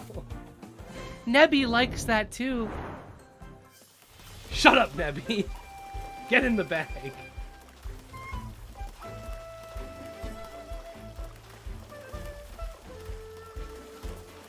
What's your opinion on BDSP? Worst Pokemon games of all time. I don't care. You guys can debate me on that, but it's full of bugs. I freaking clipped out of bounds one time. The scaling's terrible. Like, you're over-leveled, and then you're suddenly under-leveled. Awful scaling. Forced XP share, forced affection. Just the biggest disappointments for remakes ever, in my opinion. Took nothing from Platinum. Like, if I were... The only thing BDSP does better than Platinum is the HP bars. That's it. If you don't care about the slow HP bars, which, by the way, they're not that bad. People are always like, well, look how long it takes to kill Blissey. How often are you killing level 100 Blissies in Pokemon Platinum? Right? Like, it's not that bad. So, unless you really want HP bars to be faster, play Pokemon Platinum. It's better. It's a better game all around. The thing about Cynthia being difficult, like all the Elite Four, is that they over-level you the entire game. And then suddenly you're under-leveled. So it's not even like, it's not even that it's super challenging, it's just the scaling sucks. Do you think we might see Mega Evolution Scarlet and Violet? No, it's not coming back. They hate us too much. I don't think it's coming back, to be honest. It'd be nice, but... I'm going into Scarlet and Violet with an open mind, right? Like, I think there could be a lot of good, but...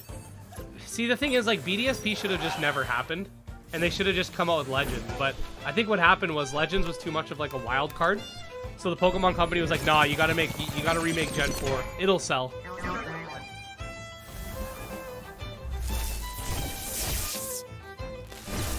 Do arena matches scale or is it endgame content? I don't think they scale. The one thing that's fantastic about BDSP is easy to mod. Yeah, which is like... which is like the funniest thing ever. The best part about BDSP is that people can fix it.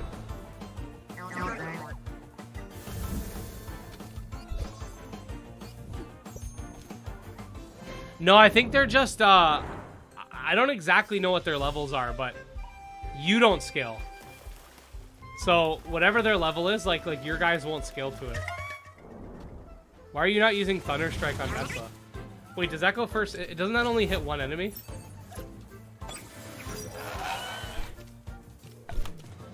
Okay, hold on. Let me check. Yeah, it's buggy. It doesn't add anything. Like, if BDSP didn't exist, nothing would have changed with Pokemon. Whereas ORAS, like, even despite its issues, added a lot to the Pokemon franchise as a whole. Thunderstrike. Yeah, I guess I'll just use it. Might as well. Since I'm not killing both things with the attack anyway. What's the next video guide you got planned? Someone was asking me about Synergy, so I have a short guide going over Synergy. That's coming out tomorrow. I have some other stuff too. I gotta look at my list. I wrote it down.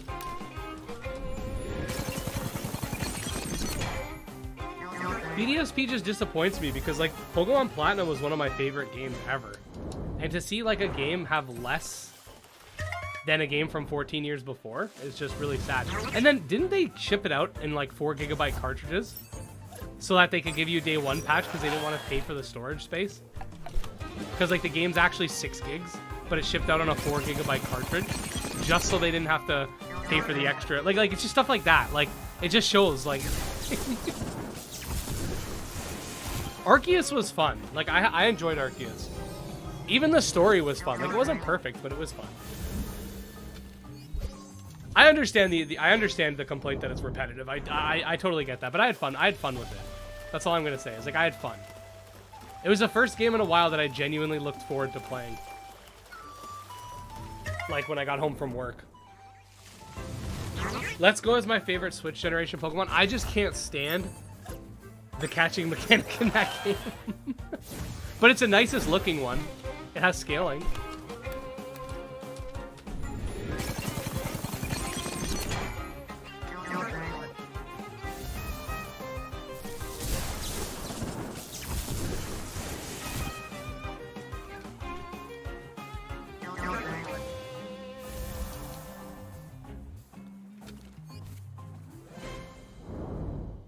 Yeah, we gotta see if that's actually how it works. If they're all the same level regardless, like the gyms are gonna be a joke. Can you imagine going into the gym after you've done a bunch of stuff and just like one-shotting everybody?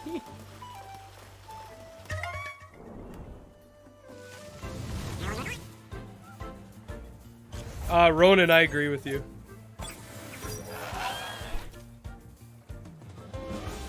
So many players with Lumas around. In my original early access Let's Play, anytime I saw someone with a Luma, I'd be like, fuck you! Gotta go see you around. Keep up the good work. Thanks, Jarrett. Nice seeing you. It's scaling confirmed. Okay, well, there you go. If it's scaling, it's fine.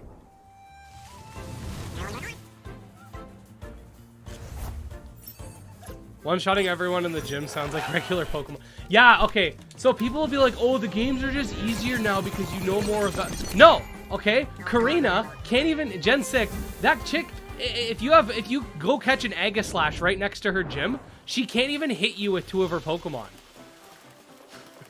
It's not, oh, you're just older now. So no, like, the games are easier. Stop this.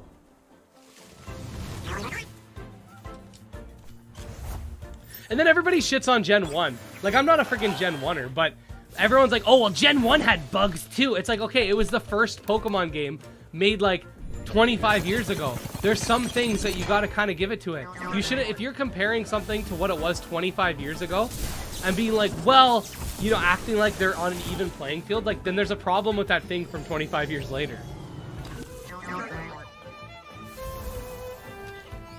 I don't think a lot of people would be playing monster taming games if it wasn't for the issues with Pokemon. But as I said in another video, Pandora's box is open. Pokemon could come out with the best game ever tomorrow, and these monster taming games will still be popular.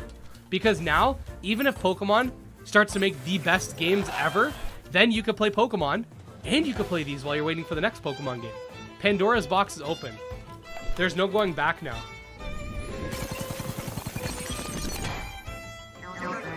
It's all ogre now.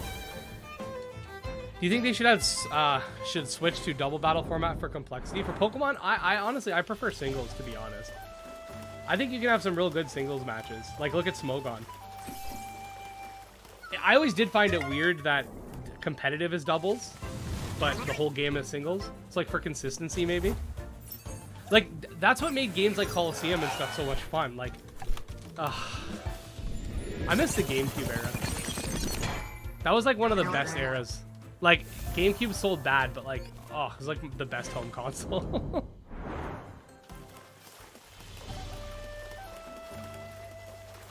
Unless Family Drummer helped Pokemon as well, Rising Tides. Yeah, exactly. It's evolved to Aniton. Nice.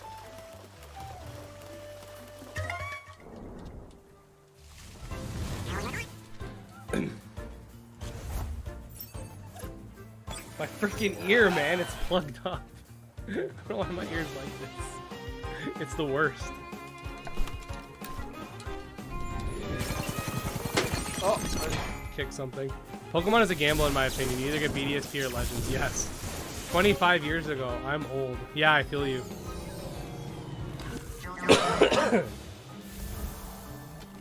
Coliseum was amazing. Yeah, Coliseum and XD were great games, man. Do you have any collection? I had a lot of stuff. I still do have some, but I had to sell it all. Or a lot of it anyway. It's financial difficulties, but I still have the stuff I really like. But I sold most of my pops. I had a bunch before. Because I'm into like a lot of stuff other than just monster taming. Like I had some Dragon Ball ones. I had some Zelda stuff. Like I still have some like limited edition amiibo. Stuff like that.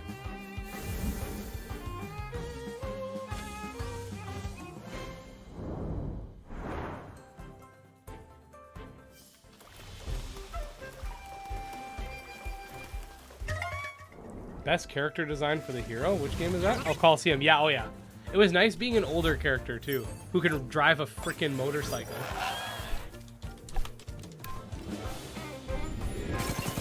Like, for me, that was a great era of gaming. Like, you had the GameCube for, like, all the 3D home console games. Then you had the Game Boy for some just Game Boy Advance for just some of the best, like 2D games. Like, that was a really good era, in my opinion.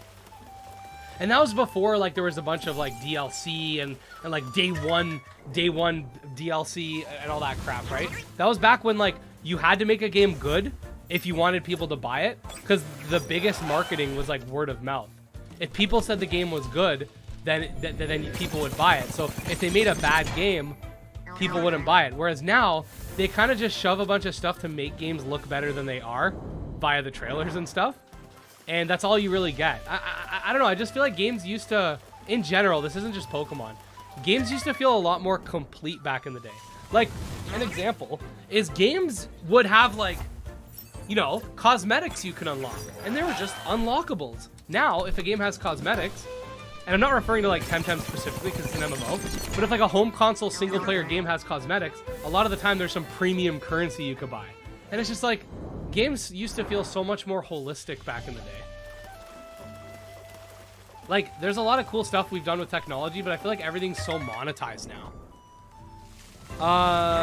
Can I ask, when do you think Coromon Mobile will be released? Thank you, I'm a big fan. I appreciate that. I think it'll be released by the end of the year, but I can't confirm that. What's the best way to get Luma TEMTEM? Just grinding? Radars, I think, are the best. Do you think they will port GBA and NDS Pokemon to Switch? I don't know what's wrong with them, but they never want to do that. I'm surprised they even brought Gen 1 and 2 to the eShop. I hope they do. I feel they should bring back battle-based games and make something like stadium games, battle room. Yeah. And then that way they could have a national dex. I made a video about that. And explode criminal base for 5 minutes. Yeah, that was OP. He just, in the first 5 minutes of the game, he's just bombing someone's base. I think that the person has to listen to its... I think that Pokemon has to listen to its fans more. As well, my first Pokemon game was Black and White, sadly. The game was alright. I just felt like Swish was all about making cash instead of trying to really please fans. I agree. Ed, do you think some people mindset like open world and 3D is always better is weird? Yeah, I don't agree that 3D and open world is always better. I hate this idea that 3D games are always better. Like, this might be an unpopular opinion, but in my opinion, Twilight Princess, way better than Breath of the Wild. I enjoyed Twilight Princess way more. Better story. Honestly, like, I felt like the combat in Twilight Princess was better too. But like, Breath of the Wild, you know, cool, big open world, but like, the story was kind of bad. Like, there wasn't much to do in terms of story. And like, I know they were going back to the roots with like Zelda 1, but like, I don't like Zelda 1. So I don't know. I don't feel like open world is always better. I don't feel like it's always worse. I just think it depends on the game. Like, I played Horizon Zero Dawn around the time Breath of the Wild came out, and I felt that game had more content. Like, I don't think it was a bad game. Breath of the Wild definitely wasn't a bad game, but I personally, I don't think that... I don't think it being an open world makes it better, if that makes sense. Have you played Dragon Quest Monster Joy? No, I haven't. I want to, though.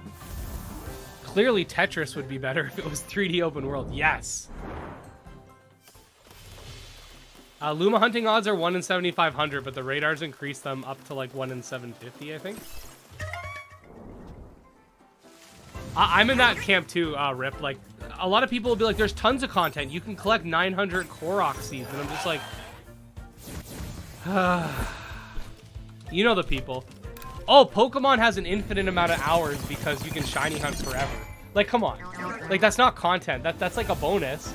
But like, saying like a game has tons of content because there's an RNG chance, like, Unpopular opinion, I didn't really dislike a Swish or BDSP. I'm just easy to please. I didn't like again, I didn't like throw my Switch at the wall when I was playing Sword and Shield. But like BDSP, I was really disappointed. Oh man, I don't know how well DQMJ aged for a new player, but it's my favorite game. DQMJ2 was not great though, and they stopped localizing them. Yeah, because they didn't localize Joker, did they? The first one? I don't think they did. I played the original Dragon Warrior monster. But yeah, it definitely did suffer in my opinion. Like, the only story segments were just found in the fractions, which I did get all of them. But... And then the dungeons felt kind of like they were all kind of the same.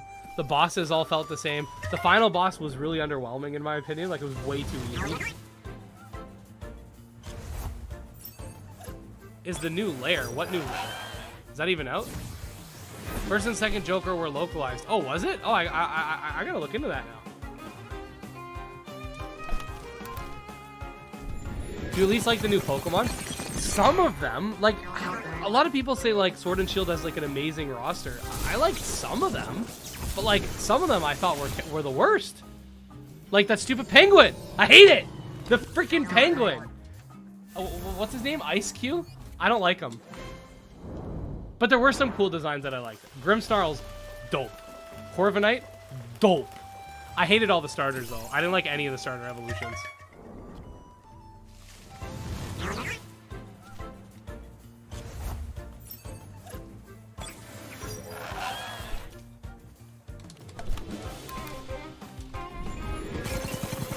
Apple? It didn't. I mean, it's an apple. Like I didn't hate it. I just didn't really care for it. Farfetch Evolution, I liked it. No, you know what? I like Galarian Farfetch better than Surfetch. Galarian Farfetch looks dope. Surfetch looks a little goofy, but I still like him. But Galarian Farfetch looks freaking dope. That giant ass leak. He's not playing. Let's teach him this. Oh, it's a 3-bar move. My bad. Never mind. I got excited there.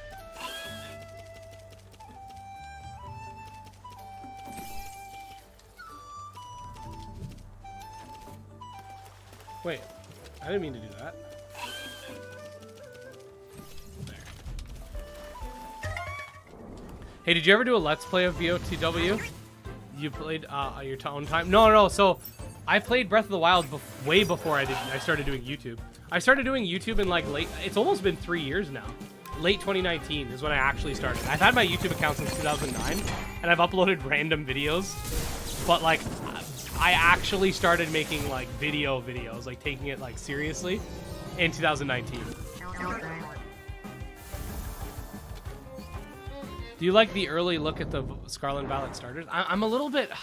I like Foy Coco, but I'm scared to see what he evolves into.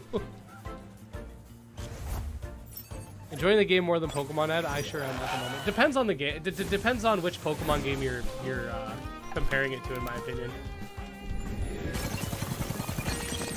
Lair in Paradise Island, it's co-op? Is it ready? I gotta go play it. I gotta go try it. We'll do that at some point. I'll go explore it.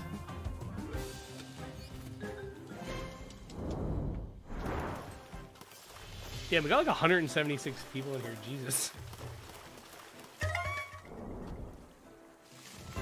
Can I ask what your favorite monster taming game is? I said it before. Pokemon Soul Silver. It's my favorite. Probably one of my favorite games ever. Probably my favorite game ever. Indie, if you're talking about indie monster gaming, Coromon, Nexomon, those two, tied.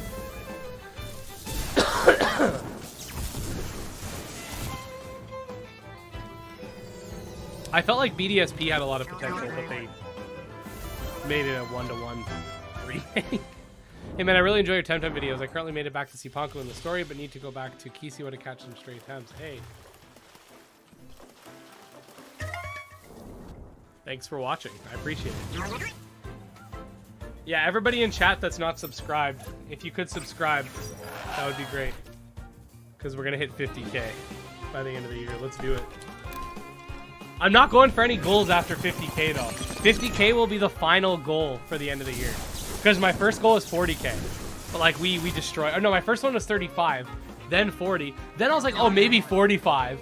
And we just destroyed all that. So 50K is going to be my last definitive goal for the year. I think we can hit it. And that's nuts because I ended last year with 23,000, something like that.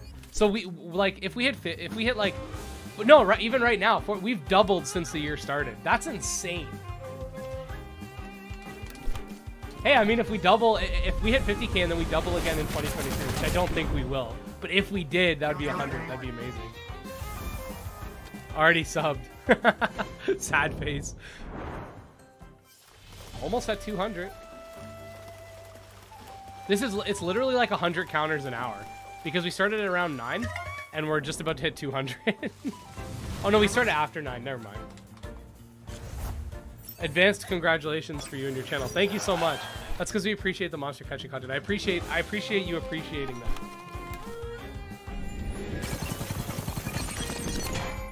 I'm hoping that like next year will be fun too. We still got I gotta make a list of games that are supposed to be launching next year.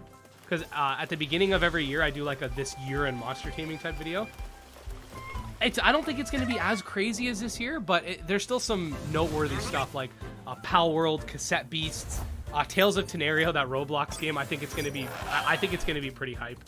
And then Lumion should be bringing out new updates. Like those Roblox games. Again, I was like, oh, I'm not going to play anything on Roblox. That's lame.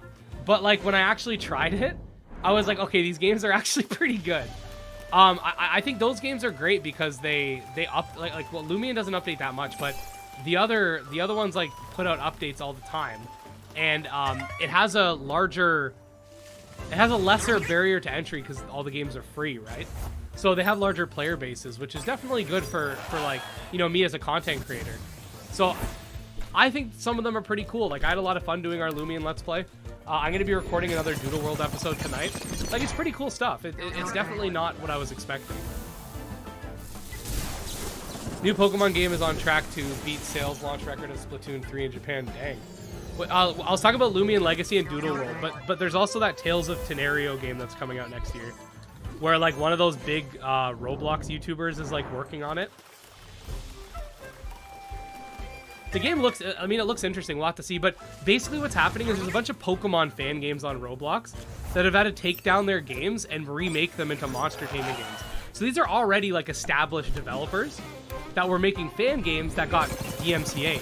So you know the games are gonna have pretty decent quality just because like it's not just some random person who's learning how to code. Like they know what they're doing. Power looks really good, yeah. I'm gonna have to get a new graphics card for that. Definitely gonna have to get a new graphics card for that.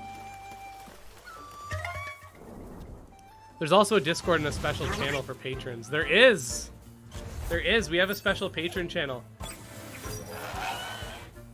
We also, for the highest tier patrons like Mr. Co, we also have, we do like monthly exclusive streams. We've been playing Dark Souls, actually, on my Discord, so it's been pretty dope. Oh, thanks for the $2, Nick. I appreciate it. What gen is your favorite for starters? Okay. Okay, hold on. Is it? Hold on, this is hard now. Hold on. 3, 4. It's hard because, okay, like, I can tell you my favorite starter from each gen, but I don't know who I like collectively. Like, my favorite first form starter from Gen 1's Bulbasaur. My favorite third form starter from Gen 1's Charizard. My favorite, I'll just say third forms then, I guess. My favorite starter from Gen 2 is Typhlosion. Gen 3 is Blaziken. Gen 4 is Infernape. Gen 5 Superior. Gen 6 is Greninja. Gen 7 is Decidueye. And then, honestly, Gen 8, I don't like any of them, but if I had to choose, it'd probably be the Monkey if they got rid of his drum set. Gen 3, it might be Gen 3. I think Gen 3 might have the best in my opinion. Because I'm trying to think of like, which gen do I like all three of the starters? Gen 3, I really like Swampert. I think he's dope. I really like Blaziken. And yeah, it's Gen 3. It's Gen 3. Sceptile, yeah. Gen 2, Meganium's okay. Like, I like Meganium, but I don't really care for it that much. And then, like, I really like Cyndaquil and Feraligatr. But yeah, Gen 3 is probably the one where I'm just like, all three of them are hype. With Gen 4, I love Infernape, I love Torterra. I don't really care that much for Empoleon. I mean, I think he's alright, but like, it's definitely Gen 3. Gen 3's got the best starters in my opinion. I'm waiting to see more Doki V. I'm actually planning on making a video called like, I'm gonna do some research. Because I was thinking about making a video called like, where's Doki V? To see if I can like lure out the devs. Because where is it? They announced the game back in 2019 as an MMO, and then they just disappeared for 2 years. And then they reappeared and were like, oh, it's an action adventure. Here's some K-pop. And then they disappeared again. Oh, Evo Creo 2 is coming out next year too. Which I'm gonna have to do. I'm gonna have to set up my computer or something so I can play mobile games on it so I can stream it. Or at least do a Let's Play. Because I think Evo Creo is gonna be like one of those like Nexomon / Coromon-esque games.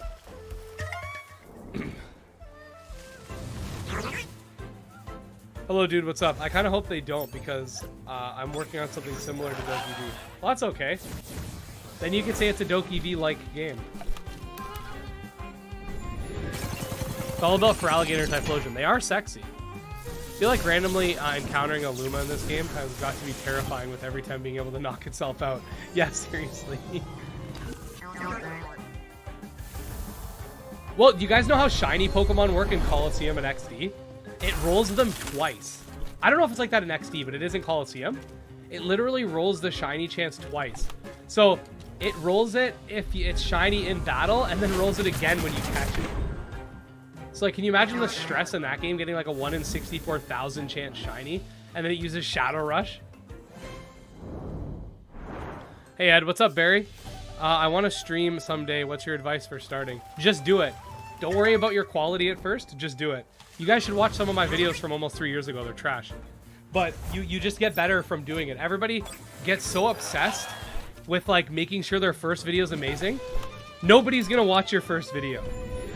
Just tamper your expectations. Like when I started doing YouTube, yeah, I've grown, but a lot of that has been with like me understanding the trends in the genre and stuff like that, and like reporting on news and creating something that's unique. Like, you can't really find another channel that does what I do. It's my unique kind of thing, right? You need to make your channel a reason for people to check it out. That is if you're trying to, like, you know, grow or whatever. You have to have your own unique niche. But other than that, like, a lot of people just get so hung up in, like, oh, but I want to get a better camera. I want to get better. Just do it. I want to get better this, better that. Like, just do it. If you really hate your old videos, you can always get rid of them. But yeah, my old videos are like, hey guys, I saw a cool game. It's called TEMTEM. And like, check out the Kickstarter. Like, that's how I used to, because I wasn't really good at like the whole talking and stuff like that. And even like if you look at some of my old scripted videos, I still have a stuttering issue, but it's not nearly as bad as it used to be. Like, I used to be like, every 5 seconds. I still do a lot, but not nearly as much as I used to when I'm not being scripted. My scripted videos obviously don't have that, but I want to start my own channel, but still not sure about content. Yeah, just do whatever you find interesting. Like, I didn't enter monster taming being like, oh, this is I'm going to fill this hole and become the monster taming PewDiePie. I literally just was like, TEMTEM's kind of cool, because TEMTEM was the first game I saw like that. I was like, I'm gonna play it. And I was like, oh, I want to make a video about this.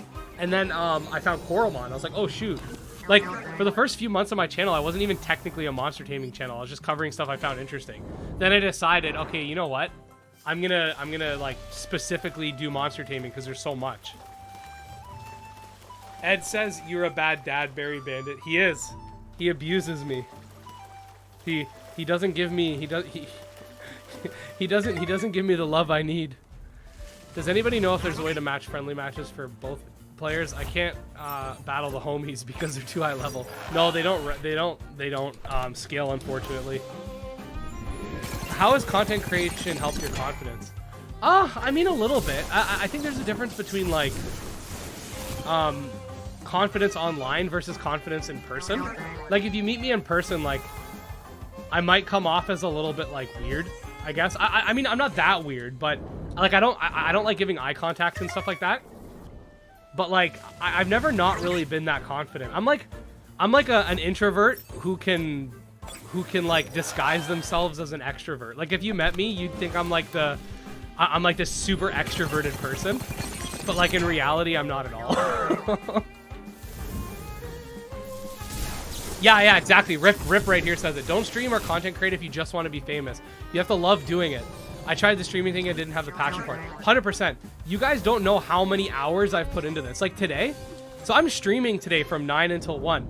Before 9, or sorry, till 12. Before 9, I was up recording videos, uploading them to my Google Drive so I could work on them after work when I stay at my in-laws' place. Then, after I'm done here, I'm literally gonna, like, Barry can attest to this because I have like a schedule that I write down in my Discord, because that's how much stuff I do. Like, every free second I have is for YouTube. And I'm completely content doing that, but it's just the point. Like, if you don't have the drive, it won't be worth it to you. So for example, so today, from 9 to 12, I'm streaming. Then from 12 to 1, I'm recording a cassette beats video. It only takes an hour to make because it's one of those like unscripted videos going through their combat update. Then I got a video that's going to be going over games like TEMTEM that I'll be working on from 2 p.m. to 4 p.m. It takes me 2 hours to make those scripted videos usually because I got really fast at editing. Then I have to record a few things between 4 and 5. Then I got to record Let's Plays for Doodle World Episode 4, TEMTEM Episode 23, 24, and 25. So basically, I start at 9 a.m. this morning. I give myself a couple like hour-long breaks, but I'll be done at 10 p.m. This is my off day. So like, I'm real dedicated. But that's how I am, right? Like, that's just how I am. Like, I'm just like that. That's how I am. Underrated taming game? I feel like the taming games that are good, like, are how do I put it? Like, I feel like the taming games that are good are actually, like, revered as good. You know what I mean? Like, Coromon, Nexomon, those are games that I think are amazing. And I wouldn't say they're underrated. Like, everybody thinks they're good. You know what I mean? Like, I don't think there's any games that people think are bad. Like, okay, I could maybe say Monster Sanctuary, because a lot of people think it's just, like, too hard, but I think it's an amazing game. That's probably a good one. Can you play mobile games on BlueStacks or emulators? Yeah, I need to get that, because that's what I'm going to do with Evo Creo. Yeah, that's what's more fun about playing a different game and watching you stream while getting paid. That's awesome. Yeah, exactly. I would love to be a full-time YouTuber. Like, that's the dream, right? YouTube's not something that you can, like, super rely on. That's one of the reasons why we want to move to a smaller town. But then I can start doing, like, investments and stuff like that. Because a lot of YouTubers, when they get big enough on YouTube to where they're making, like, a crap ton of money, they don't just put all their eggs in YouTube. They'll, like, invest in real estate. Or they'll invest in, like, the stocks, like, with a financial advisor, not on their own and uneducated. Or they'll invest in some type of business or something like that. So, like, I definitely would like to do this full time eventually, and I do think eventually that will be a possibility, which is going to be awesome because I'll have more time. Like, you guys don't realize how much time I put into this channel. It's insane. I'm so tired when I get home from work. Merch? I do want to do merch at one point. I need to do merch at one point. I'm imagining a shirt that just says Thick Boy with a fedora. Because my character has a fedora. Or like Gym Leader Ed dressed up as a neckbeard. Because that's like a meme. That like I'm secretly a neckbeard. Because my character has a fedora. Ed's a machine and is dedicated. Yeah, I'm a little bit crazy. Because not many people talk. Sorry, Abomination. Yeah, okay, that's true. Abomination and Patch Quest are two really good games. I think Abomination, unfortunately, it's because it's a roguelike. Not as many people are interested in it. I feel like if it was like a turn-based adventure RPG, more people would be interested in it. Same with Myth on Island. I think if Myth on Island 2 comes out, it'll be popular because he plans on doing non-like roguelike. Like there might be a mode or something, but the main game's gonna be like an open-world adventure game. Because, like, roguelikes just aren't for everybody. Patch Quest is so much fun, though. Have you got any Side Park Lumas yet? No, I suck. I would buy merch, but not something with Thick Boy. That's not the only thing. I'm just saying, for example, I could have, like, meme merch. Do you always get level 80 plus after Arch Tamers or with the radar? No, it's a radar.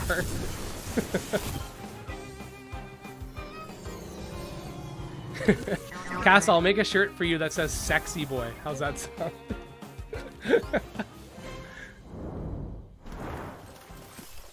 Yeah, I'm not very lucky with Lumas. You like Mega Man Battle Network games? I haven't played them, but I've heard good things. I love Abomination when they did that partner with Bug Fables. And yeah, exactly. Myth on Island is underrated, even compared. Yeah, it is. It definitely is.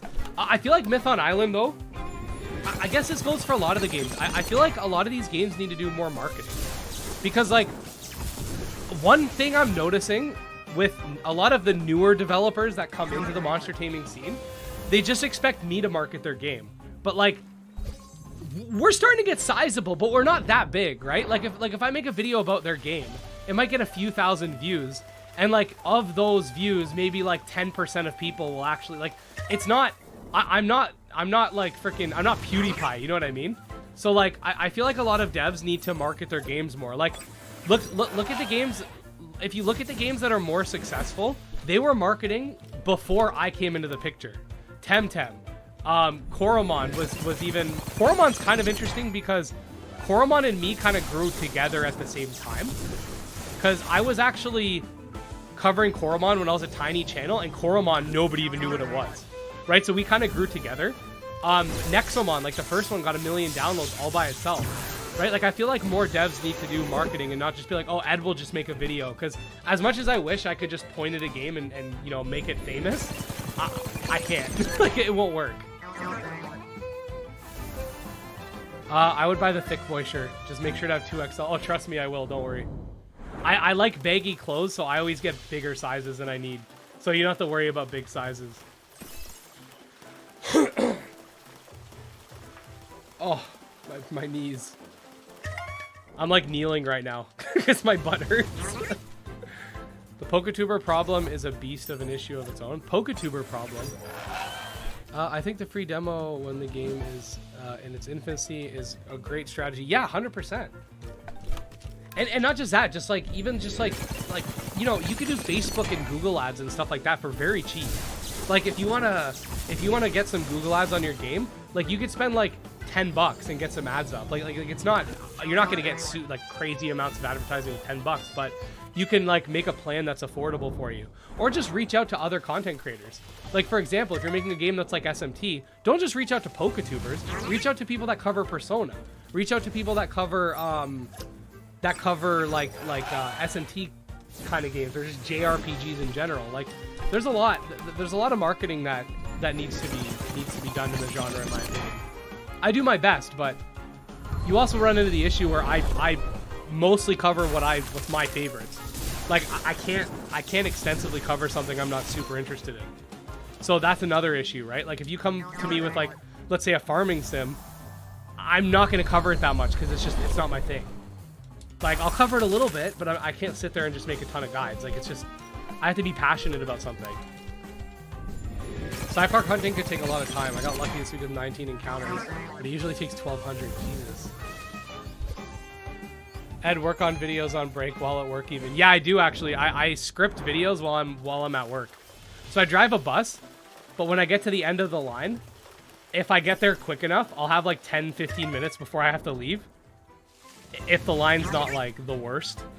Some of the lines, they don't give you any time, not even to pee.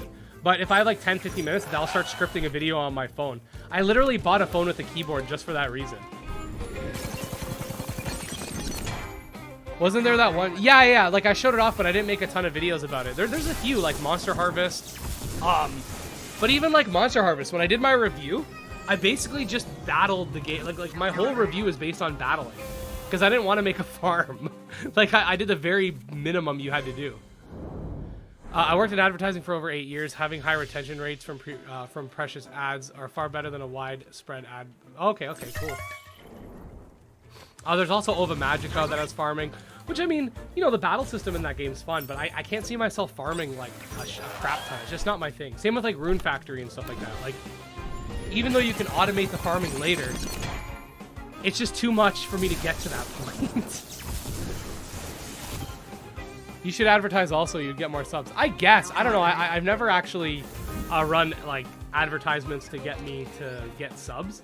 I think during the Anitons Kickstarter, I made one of my videos a Google ad, like to help them get funded, because I wanted them to get funded, because I used to be a lot more hyped about Kickstarter games than I am now. But that was it. And I spent like $10 on an ad and it got me like 1,000 views. I was like, oh. But like, those aren't the type of people that'll actually subscribe. Have you played Monster Rancher? I played 1 and 2 DX. And Dragon Warrior Monsters I have played. Are you advertising this live stream made me sub? Advertising it? I never advertised it. Or do you just mean me posting it on Twitter? I also appreciate you subbing. Monster Harvest, Rune Factory, Relegend. Those are some farming, taming games. Yeah. Hey, what's up, Cloud? Where's my Luma? Yeah, the monster taming mechanics in Monster Harvest are super basic. I know! Can you imagine if I was a farming sim YouTuber and that direct came out? I'd be like, yeah! Or like, or like another thing, like the games with like dating and stuff like that. Like, I'll pass. Like, I don't even want to date in real life. I'm married, but I would not want to be in the dating scene in real life.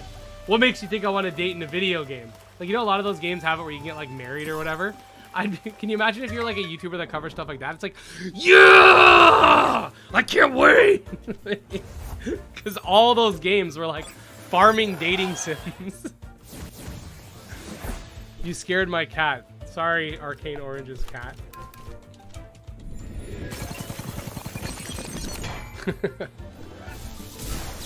I was pretty excited. I didn't expect the old Harvest Moon port at all. I saw God of Farming War meme that was hilarious. Kratos is just like, oh, I gotta water these real quick. Oh yeah, I usually do a video going over all the games on sale whenever... I do it 3 times a year. One for the Boxing Day sale, one for... no, sorry, the winter sale, one for the spring sale, and one for the summer sale. It's all about Love Hina dating sim from Newgrounds. Yeah, I don't know what that is. Hey man, it's all about Cosmic Soldier, the first monster taming game that lets you bang an android. True story, I made a video about it a long time ago. The monster taming genre has begun with some depraved stuff. Dude, I think my lucky stars every day that I'm engaged and we're happy. I would not want to have to date in today's world. Exactly. Screw that. I met my wife when we were 16. We literally... Okay. You want to know how I met my wife? She was friends with one of my acquaintances, I guess you could say, and they were prank calling people. And that's how we met. She prank called me. And then, like, the day we met, we kind of kissed, and then the next day we were dating. Like, I never knew my wife before dating her. Do you have cross-collaboration planning for any indie game YouTubers? I think that would be pretty cool. I need to do more stuff like that. Like, with Clemmy, I did a few. And Clemmy's, like, my dad at this point. Like, I've collabed with him, like, three times. I'm going to collab with my buddy Hipster Snack again for when Monster Rancher comes out. Who else have I collabed with? I've done a few collabs, but... like Fossil, someone I collabed with a couple times for TEMTEM. He doesn't make TEMTEM content anymore. There was another person I collabed with. Who was the other person I collabed with? I'm actually upset that I don't remember this. I don't remember. But I should reach out to more YouTubers. I've tried to here and there, but sometimes I don't get a response. Ed, that's adorable. Well, thank you. How does the radar work? And eventually eventually what happens is the counter goes up, and the higher it goes, the better your chances. It eventually gives you like a 1 in 750 chance, which is like the highest, and then it breaks at 300. The collabs with the devs are fun. The only reason I haven't done a lot of like streams with devs and stuff like that is because my house is up for sale, and I can only stream from my house right now. So, like, if I plan something with a developer and then suddenly someone wants to see the house, I gotta, like, dip. So, that's why I haven't really planned anything like that. Monster Rancher is coming out on October 20th for South Asia and Japan. When's it coming out in the West? Isn't it coming out the same day? Have you decorated your house in TEMTEM? Just curious. No. I had to put all that cool stuff that Crema, or not Crema, well, technically Crema, but Crema's publishers sent me. I had to, like, box it, unfortunately. But I'm going to put it in my new house when I buy it. You can collaborate with Twitch or TikTok. Twitch is going to die, but still. Took a few months, but we talked a ton, and oh, that's nice. I don't know. When I was in high school, whenever I tried to get a girlfriend, the girls I liked never liked me back. But then whenever I didn't try to get a girlfriend, someone would want to date me. So I just was like, I'm not pursuing anybody. I was really, really picky, too, so... Bandai did not say anything on Monster Rancher. Oh, so I thought it was coming out in the West the same day. That could be interesting. Well, it'll have an English... It'll have... I'll just change my eShop. If it has English language option, I'll just pretend I'm from Japan and buy it. That's what I did with Digimon Survive. That's why I got it a day early. I changed my eShop to Japan, and I bought the Japanese version. It had an English voice option. Need another Coromon potent race. Oh yeah, that stuff's fun. Maybe when mobile comes out, it'll give us an excuse. Hi, what's up? Who's your favorite Temtem? Naruto's my favorite Temtem. Don't worry about it. I never finished Digimon Survive. I did the Wrathful ending. I haven't played the other ones fully yet. I will eventually. I had fun with it. Then she trapped me and got pregnant. Now I'm stuck. It's funny that I met my wife through family. My dad went to prison with her grandfather. They were political prisoners in Cuba. Jesus. Well, that's one way to introduce your wife. Only thing is, Bandai actually said it's coming to the West. Maybe it's gonna come out the same day. Who knows? If not, I'll just buy the Japanese version and switch the language. Or I'll just wait for the American release. That might be better, because I don't think a lot of Japanese people are going to be searching my channel. Maybe. Be making guides for like something that 90% of my audience can't do. What age did you get married at? 22. I'm married to my job. Nice. I honestly hate my job, so I'll pass on that.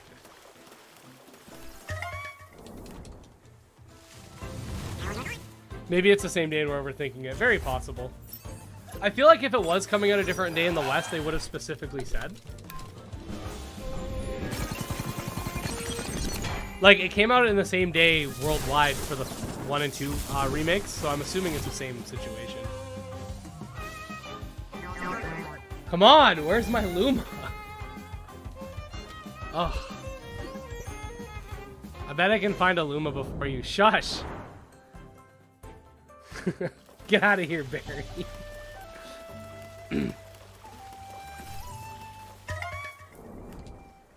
Luma percent is 1 in 5,000 in Sci Park. I don't think it changes. I think it's just, it depends if there's a Luma bonus. If not, it's always 1 in 7,500, right? But then sometimes you have a times 2, times 3, or something like that. Man, these Oris are getting jacked. It's 1 in 1850 right now? Dang. Who's in the Sci Park right now? And the loser has to sing the Pokemon theme again. Yeah, see, I was like, oh, if someone sends me 20 bucks, I'll sing Pokemon. And like, cause I was like, no one's gonna send me 20 bucks. That's so much. And then Barry sends it and makes me sing on stream. Well, how about this, Barry? I'll only sing Pokemon if someone sends me 500 bucks US. Yeah, you're not gonna send that. Get at me.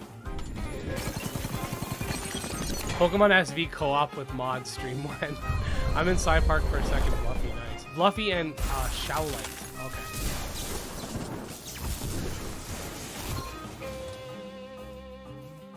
Would you try leveling 6 Temtem show before interacting with them to see if there's a Luma? What? Oh, letting Temtem. Would you try letting 6 Temtem show before interacting with them? What do you mean? Wait. Do the Luma show in the overworld? Like, if it's...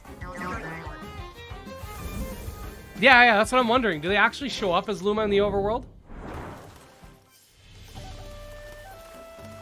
Oh, by the way, Marina, aka Bisloba, I have your synergy guide. Next encounter's Luma. Hey, thanks for the $2, Bozo. Next encounter's a Luma. You can get 6 at once in the overworld. Will they all they can show? Okay, so that's not a Luma. That's not a Luma.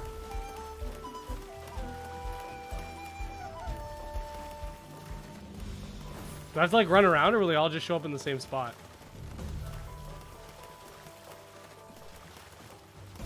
That's not a Luma.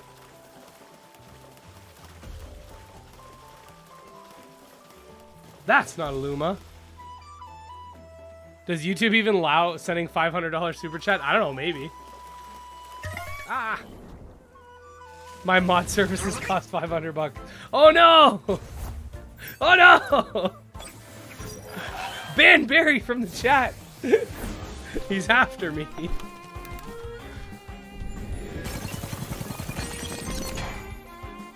Waiting for that guide. Yeah, it's already ready. It's I just gotta upload it. We must all pull money together and get him to sing. Yeah, I think I had to sing the Johto Journeys theme song last time. That was pretty fun. Don't threaten me with a good time. I repair military aircraft. I could afford it. No.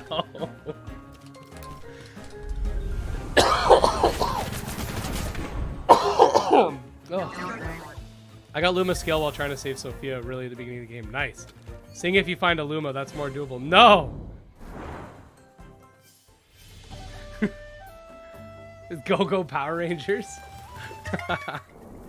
Didn't YouTube take some percent? Yeah, they always take a percent. I think they take like 30%. YouTube's got to make that cash, you know? Hey, what's up, Singa? Wait, was it? No, I have one already. It's a Magmus. I caught it while free tem. It was a full odds Magmus. I caught it while free temp farming back when Magnus was like the good free temp method. Yeah, I mean I'm basically Elvis, so you gotta pay me 500 USD to do the same. That's robbery, I know. Oh well. GoFundMe.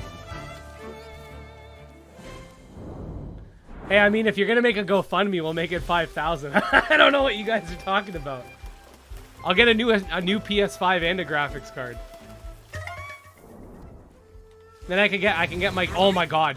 You know what I would buy if someone randomly sent me 5 grand? I would get one of those remote control cars for my toddler. You ever see those kids in those cars that they can actually control? Those things are dope. Like, I'm not talking about like the red one with the yellow roof. We have one of those. That one you just move your feet. That's like a Flintstones car. I'm talking like these kids have like little Mercedes Benz and they're like driving them around. That'd be like one of the first things I did if I won the lottery. So it's 2 vine? No, it's crystal type. What's up, Ghostly? Can this game play? No, I can't, unfortunately. Admit you're buying the car for yourself. Yeah, I don't think my adult-sized body would be able to fit in there. Amazon and Google out here robbing creators.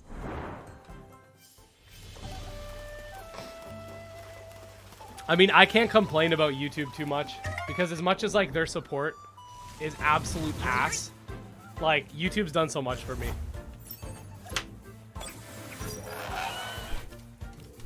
But Jesus, their support sucks. Like if you ever have a problem with your channel, they'll just tell you to restart your computer. Oh, just clear your cookies and your cache. Yeah, definitely. That's gonna fix my YouTube channel a glitch that has nothing to do with that. Definitely. A glitch that's on multiple platforms that I've tried it on. 100%. I was having like a stream glitch for the longest time. I don't even know if it's fully fixed. Also, like half the cut YouTube gets is just transaction fees. Yeah, I don't know how much they take away from my actual ad revenue. Like, it doesn't show me what they take. So, like, I don't even think about it. I just think about what I get.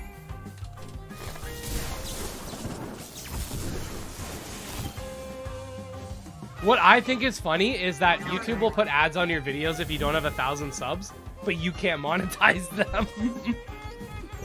They do that because sometimes, like, a random YouTube channel with, like, no subs will just get picked up by the algorithm and then just get, like, 1 million views, right? So YouTube gets all that revenue while that channel has to, like, wait till they hit 1,000 subs, then apply for monetization. By then, that random video that blew up is probably done most of its blowing up. Can you play this game on mobile? Nah. Ed in Tiny Car, my life is complete. Nice. The video still costs money to start. Yeah, exactly. And I mean, there's a lot of just like junk on YouTube too. YouTube's an interesting place.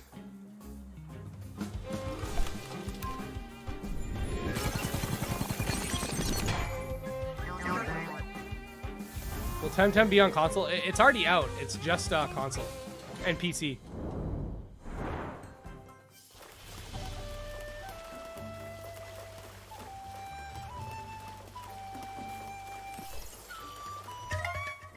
Someone draw his neckbeard avatar in Barbie Power Wheels.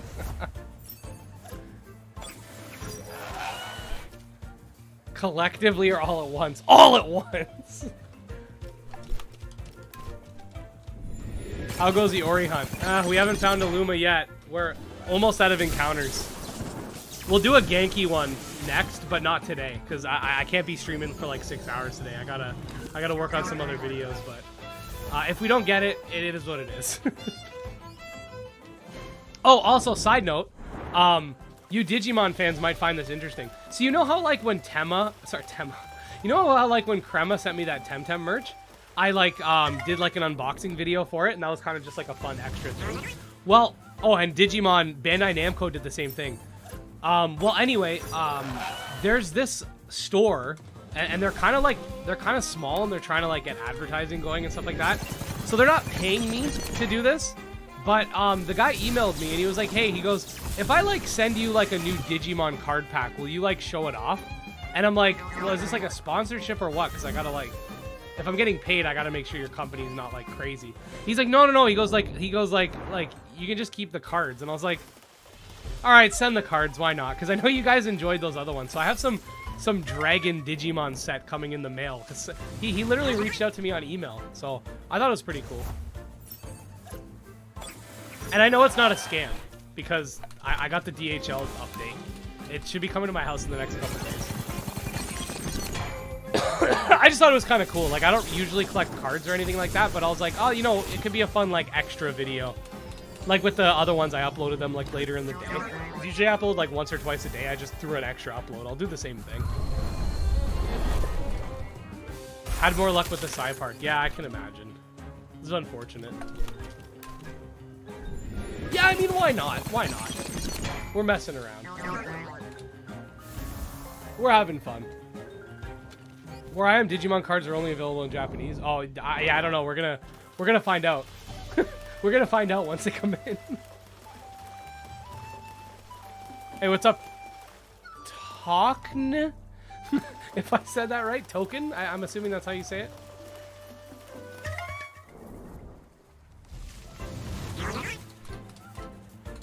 I don't know, it's just crazy. Like, people reach out to me for. Speaking of reaching out, I get so many offers from like scams, it's not even funny. Like, they'll always be like, hi, I am the representative of the advertising department of this game. Like, it's literally copy pasted. I have like 40 emails all with the same crap on it. And it's all like random indie dev studios that don't even know that their IP is being used for it. A lot of horror games for some reason have scams. Like, what was the one game? I forgot what the game was called, but like I always reach out to them on Twitter just to let them know. And like there's a bunch of, some of the devs don't even care, but most of them are like thankful that I told them that someone's using their name to scam people. But yeah, tons of weird like advertising scams and stuff like that. Who's telling me to check my DMs, Barry? Barry's telling me to check my DMs. Don't mind the volume going off, that happens. Never, Barry. Never. Does radar have what? Does radar have a time limit? I think you can leave. I don't think it does.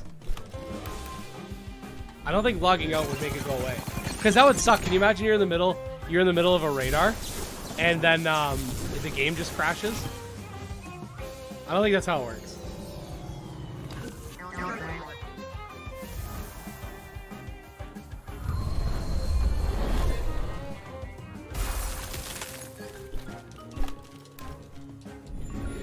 Love your videos. Thank you. Interesting. The card can be like gambling. It only takes one time to get hooked. I used to collect cards when I was a kid, mostly Yu-Gi-Oh! Until my brother ruined all my Yu-Gi-Oh! Cards. I'll never forgive him for that.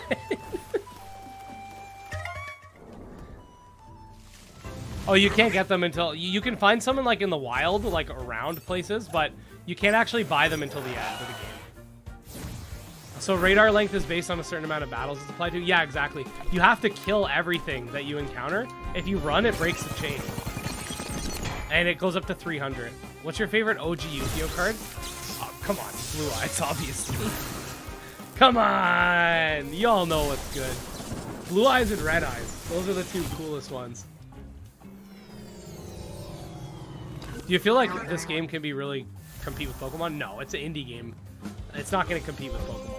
I think too many people put too much expectations. Like, compete in terms of, like, quality, that's different. But compete in terms of sales, not happening. Exodia's pretty dope. Core. You are right about that. I only ever had fake Exodia cards that I got from the dollar store. There was a dollar store by my house that would sell fake Yu-Gi-Oh cards, but they were, like, OP for some reason. So, okay. I forget what it's called. I think it's called, like, 7-colored fish. And usually, I'm going to search it up.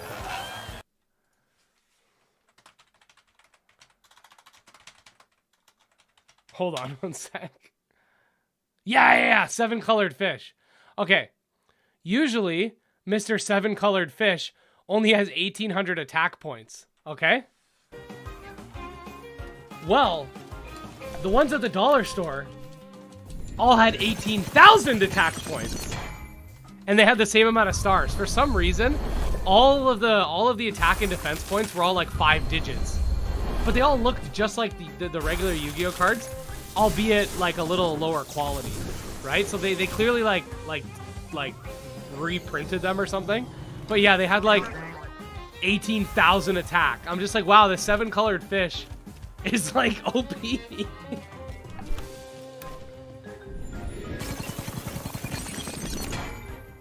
Dark Magician Girl, oh god. Yeah, the God cards are pretty cool too. I think that Battle City was around when I stopped collecting them as much. I never had a God card though. I wasn't cool enough.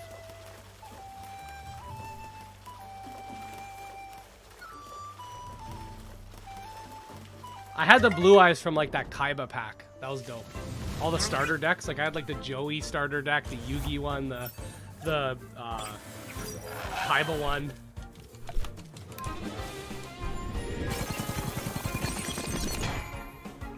Ed's a Dragon Master. Ed, what is dragon? I am dragon.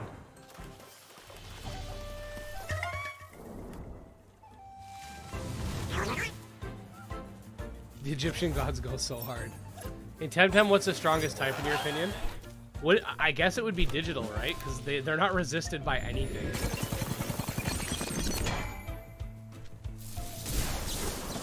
Will you cover card games on the channel? Probably not to any like large extent. I'm not super into TCG. It's an expensive hobby. Like buying a bunch of like card packs, like I feel kind of guilty doing that, especially like when, like, it's like buying a bunch of microtransactions, right? Like, it's one thing to buy like a game and then I can make a bunch of content, but like you gotta buy like I don't watch like card videos, but I'm pretty sure these people buy like 5 card packs for one video. Like that's expensive, especially when I could be spending that money on my kid.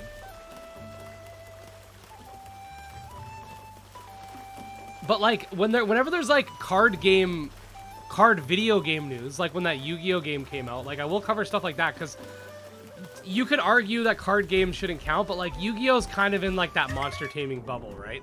Especially like the video games. They should totally make like a modern Yu-Gi-Oh turn-based RPG. That'd be dope.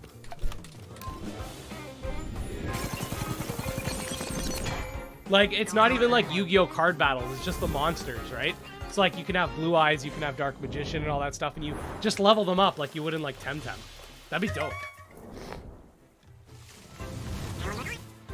But still playing TEMTEM on the laptop, yes. Pokemon just simply has time on its side. Something like 800 millions total sold, 25 millions on Sword and Shield. I think any new monster taming game has potential if it can last. Yeah, I mean, Pokemon has had a huge advantage. Being like the main monster taming game for years, right?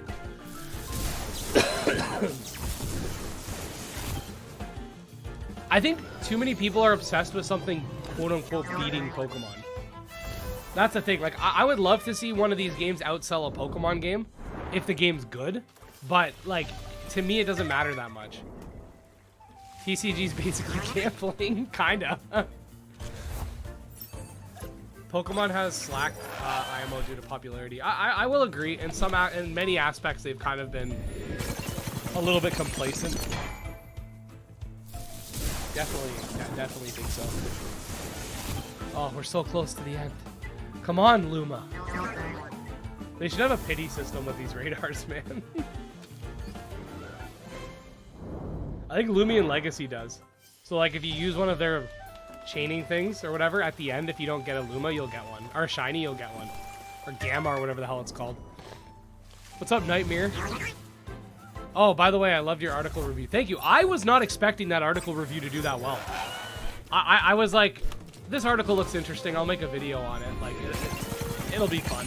But then, Jesus, like, it got so much attention. I was like, holy crap. Any price difference between the two? What are you talking about? I just beat General X. MF for the only person I've seen swapping out Pokemon.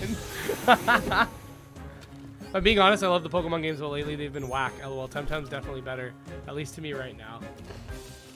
One thing I will say about Temtem is I'm not as invested in the characters. I think gameplay-wise it's a lot of fun, but I'm not as invested in like the actual people. They just don't feel like they stand out as much. And like, don't get me wrong, a lot of new Pokemon games, the characters don't stand out that much either. But I find especially some of the characters in Temtem, they just don't feel unique from each other enough. Some of them do, though. Nexomon, in my opinion, out of any monster taming game, has like the most memorable characters. Other than like obviously like old school Pokemon, and that's only because it's nostalgic. And because I watched the anime. Hey, copy IDs here. Yeah, people will call these ripoffs, and I mean, those types of people can say what they want, but most of them would never be willing to try anything but Pokemon to begin with, so I don't worry too much about people like that. What I'm worried about is the people who do have the willingness to change their mind that might get, like, a bad impression because of those people. Some people... Someone once said to me, you'll never change anybody's mind on the internet. And, like, while that's not always true, like, you totally can, I know what they mean. Like, people are so set in their ways, they'll never admit to being wrong about something. But there are people who are more open-minded, and those are the people you kind of got to target for stuff like this. People that have a willingness to learn and not be so set in their ways. And, like, to me, people will accuse older Pokemon fans, oh, you're just nostalgic, that's why you don't like the new ones. I'd argue that the people who defend the new Pokemon games and just no, anytime you criticize them, those people are more nostalgic for the game. And they're emotionally invested in it. That's why they refuse to see any of the issues. Like, any game I cover, I've criticized to an extent. Coromon doesn't have as memorable characters, and honestly, I'd like to see them do dual types. Nexomon, the battle system's very simplistic, but the story's great. Temtem, especially early on, super grindy, right? Like, I've criticized everything, but when I criticize Pokemon, oh no. I feel like Temtem has the potential to incorporate the overall volume of content relative found in a sequel, or next in line game DLC expansion, etc., or just a roster that grows to an approximate growth of double the starting. Yeah, I'd like to see them include new Temtem over time. It'd be fun if they kept doing island updates, to be honest. I know they don't want to do that forever, but that would be so hype. Like, every, like, 6 months, we have, like, a big Temtem expansion to explore. What support? YouTube has support? Yeah, it's terrible.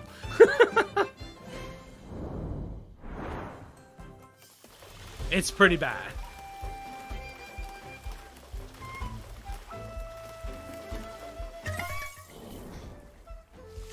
What was the last game for you that was 10 out of 10, no criticism? See, I don't have any. I would never give a game a 10 out of 10. I don't have a game like that. Everything has things that could be better.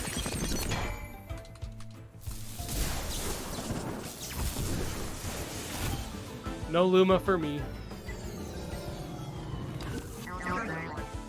One island for each type, and then one that's kind of like Nuzlocke. Well, there is going to be a Nuzlocke mode. But yeah, they could totally do islands for every type. Like, they have 6 islands now. They could bring that up to 12 over time, right? And then who knows? Maybe they'll have islands that aren't type dedicated. The only problem is that each island. No, never mind. I'm wrong. Each island represents 2 types. So no, every type's represented already. Never mind.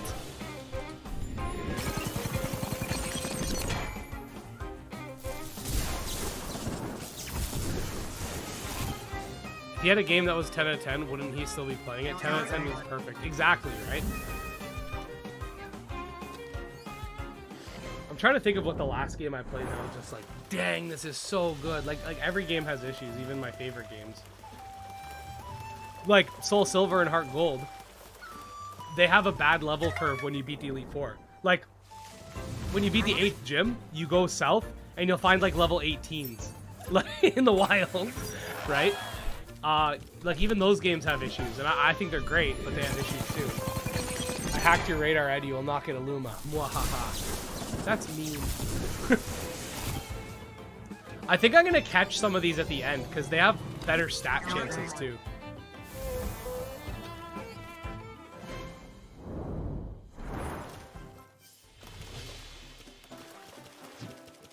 Oh god, my whip lumps aren't even gonna stand a chance.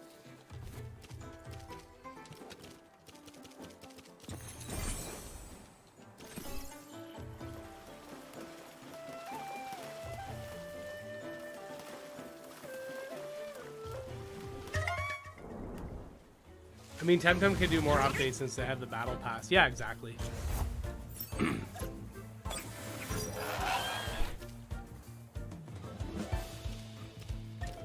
That shouldn't kill. I'm gonna catch one. See what its stats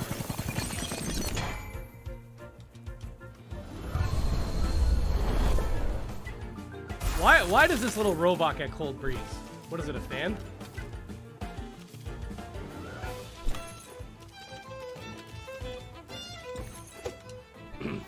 Get in the flask.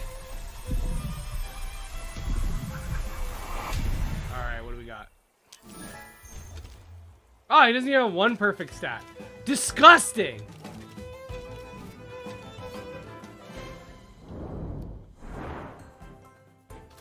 Yeah, there's definitely stuff they could do. I'm not too worried about the game getting abandoned. At least by the developers.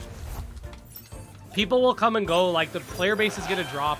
That's just how it is when a new game comes out. You can't expect the game to have, like, a bajillion player, like, the same amount of players it had on launch as later. Like, that's just not how it works.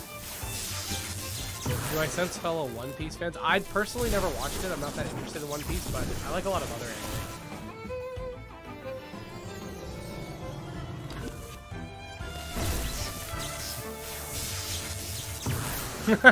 7 out of 10 is slanderous.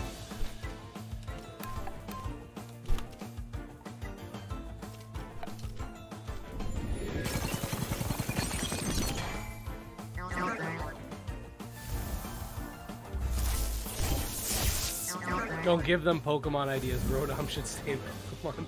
Rotom Wash is evil.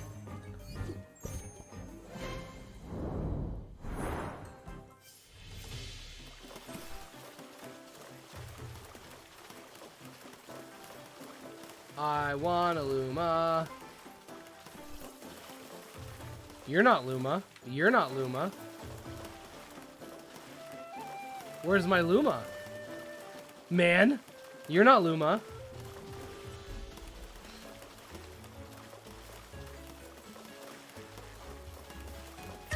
Jerks.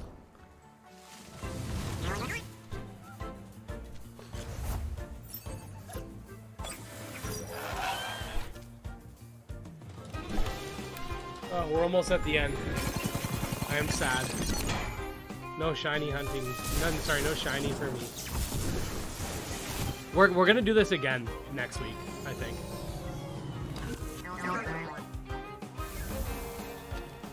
Okay, you know, you guys want to talk about anime? Where's Black Clover?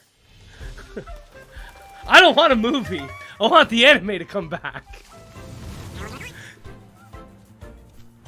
No, it ends at 300.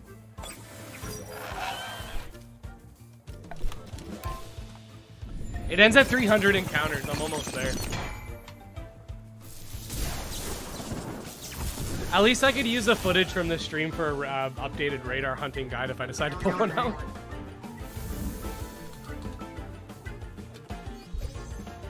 Achievement unlocked. Full potential. Cool. I already have level 100s. I don't know why they didn't unlock now, but okay. Oh my god, Black Clover does have like the best anime openings. Dude, they have a new me and my cousin made a joke that they went bankrupt for putting out a new opening every 10 episodes. Cuz literally like every 10 episodes. But yeah, Black Clover has some awesome ones. The first opening is just super iconic. The second one's great. The third one is legendary. Got Yami in there. The fourth one's okay. It's got good visuals. The fifth one I really like. The sixth one, that's the one with the tournament. That one's cool. I love I think it's opening 10. I think it's called like Black Catcher or something. That one's dope. And the last one when Asta becomes a Chad, that one's pretty dope too. I know the movie's coming, but see, the thing is, like, I hope the movie is like. I need to catch up to the manga because I was ahead of the anime, and the manga stopped. Sorry, the anime stopped. But like, I don't know what the movie's even gonna be about. Is the movie gonna be the climax and like dump all of those manga chapters into the movie, or is it gonna be its own thing entirely? Because like a lot of anime movies are just completely non-canon. Like look at the Naruto ones. I have no idea why saying Black Clover has my ADHD thinking of Orphan Black. If you haven't seen it, I have not. No, the manga is still ongoing. So I wonder. I gotta catch up. I definitely gotta catch up.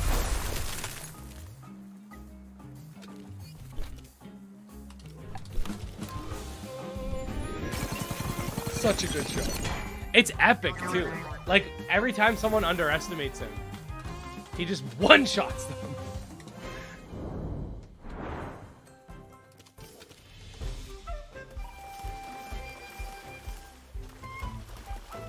Oh, only one more. Wait, will more than one spawn?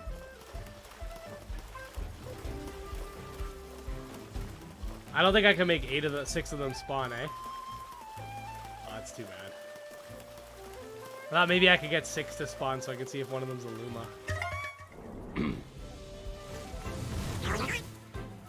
No Luma!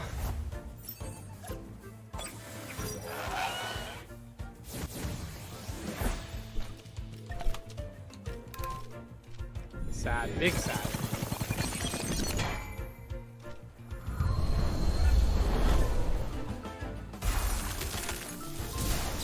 I'll catch one of these. Maybe it has good stats.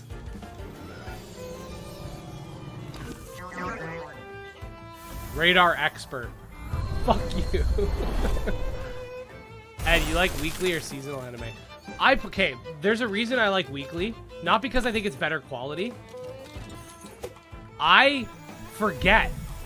Like when I watch the new like every time a new season of Attack on Titan would come out, I'd be like, who the fuck are these people? Ew! You're disgusting, Ori. Yeah, but like I have to, like, I forget everything that's going on. Like, don't get me wrong, I like binge watching stuff, but okay, the radar's done. So we know how long it takes to do a radar, about 3 hours.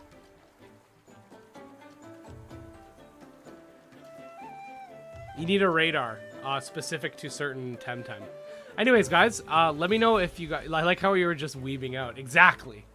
I haven't watched anime in a while, though. But anyway, if you guys enjoyed the stream, subscribe. We're going to get to 1 million subs by the end of the day. Check out my Twitter, my Discord, my Patreon. Thanks to everybody who donated. Yeah. I'm going to hop out. Thanks for coming out, everybody.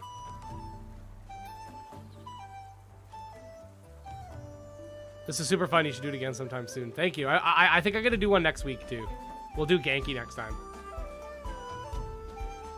You get it via the main story lockdown. You'll know when you get it. You can't miss it.